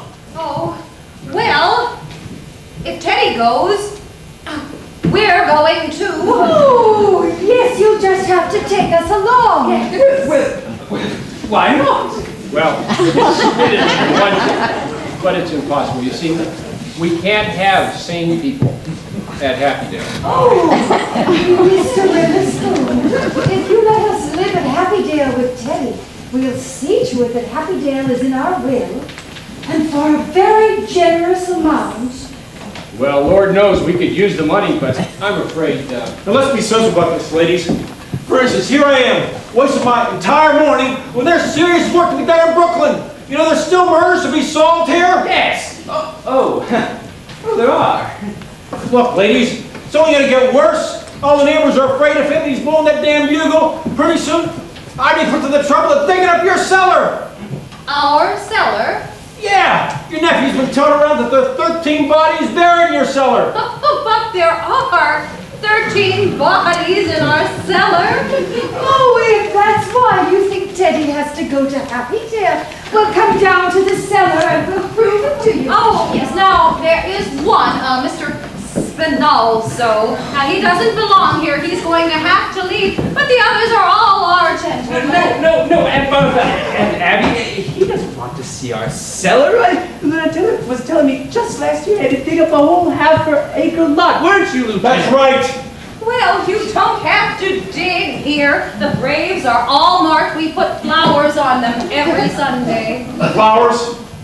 Superintendent, is there any way you can find room for these ladies? Well, you just come on down to the cellar with us and we'll show you the graves. I'll take your word for it, lady. I'm a busy man. How about it, Super? Well, they'll have to be committed.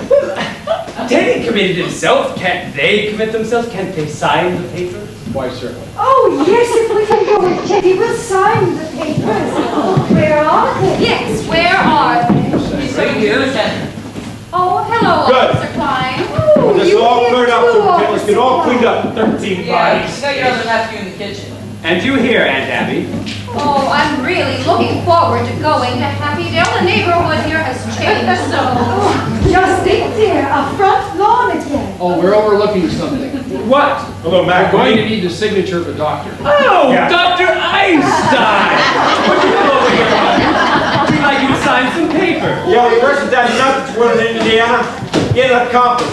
Here's the script, the accomplice, the description is right on my desk. I'll read it over the phone. Yeah, blonde, 54, 185 pounds. Hey, wait a second, Doc. Yeah, blue eyes, blonde hair.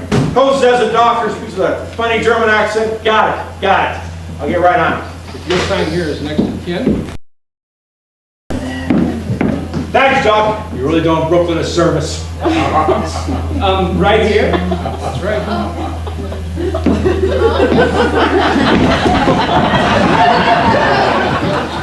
Well, everything legal, everything complete. That's right. Now aunties are safe. When do you think they'll be ready to leave? Mr. Witherspoon, why don't you go up and tell Teddy what he can take with him? Oh, yes, I'll show you. No, Mortimer, you stay here. We want to talk to you. Mr. Witherspoon, just up the stairs and to the left.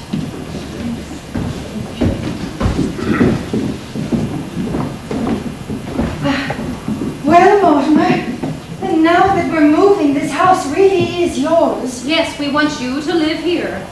Oh, I couldn't possibly. There's too many memories. Oh, but now that you and Elaine are getting married, you'll need a home, dear. Darling, that's very indefinite. It's nothing of the kind. We're getting married right away.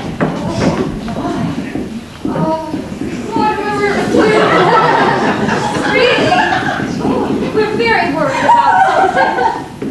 Oh, darlings, I'm sure you're going to love it at Happy Dale. Oh, yes, dear. We're so happy about going to Happy Dale. That's just it.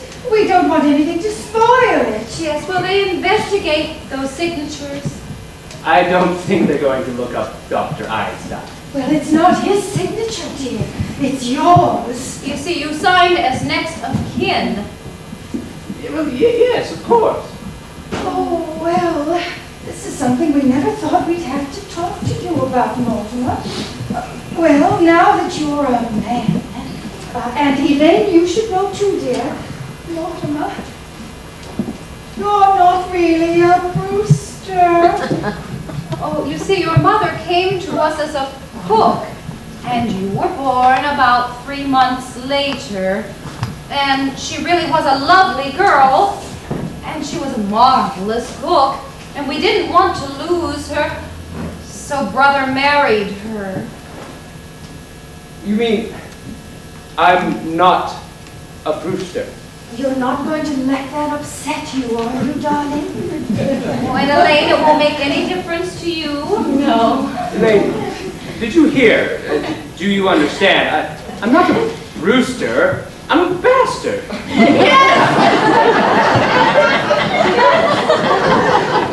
Well, I must get breakfast started in the kitchen. Oh, no. Father's out of town in Philadelphia, and Mortimer and I are going to have breakfast together. Oh, yes, I could use some coffee. I've had quite a night. Oh, well, then I should think you'd want to go to bed. I do.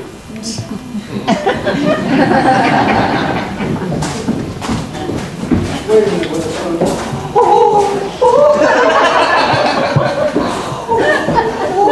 Come on. Loading the wagon. My car's out by the cemetery. Come on. Let's go. Oh, you leaving too, Jonathan? Yeah, he's going back to Indiana. There's some people there that want to take care of him for the rest of his life. Well, Jonathan, it's good to know that you have some place to go. We're leaving too, Jonathan. Yes, we're going to Happy Dale. Well, then this house has seen the last of the Brewsters. Unless Mortimer wants to live here. I have a suggestion for you. Why don't you turn this property over to the church? Well, we never thought of that. After all, it ought to be part of the cemetery. Come on, I'm a busy man. Well, goodbye, aunties. I guess I can't improve upon my score now. But then neither can you. So I guess the score will remain even between us. 12 to 12! Come on, you nuts! Let's go! 12!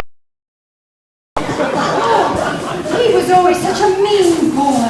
Could never stand anyone getting ahead of him. I wish we could show him he wasn't so smart.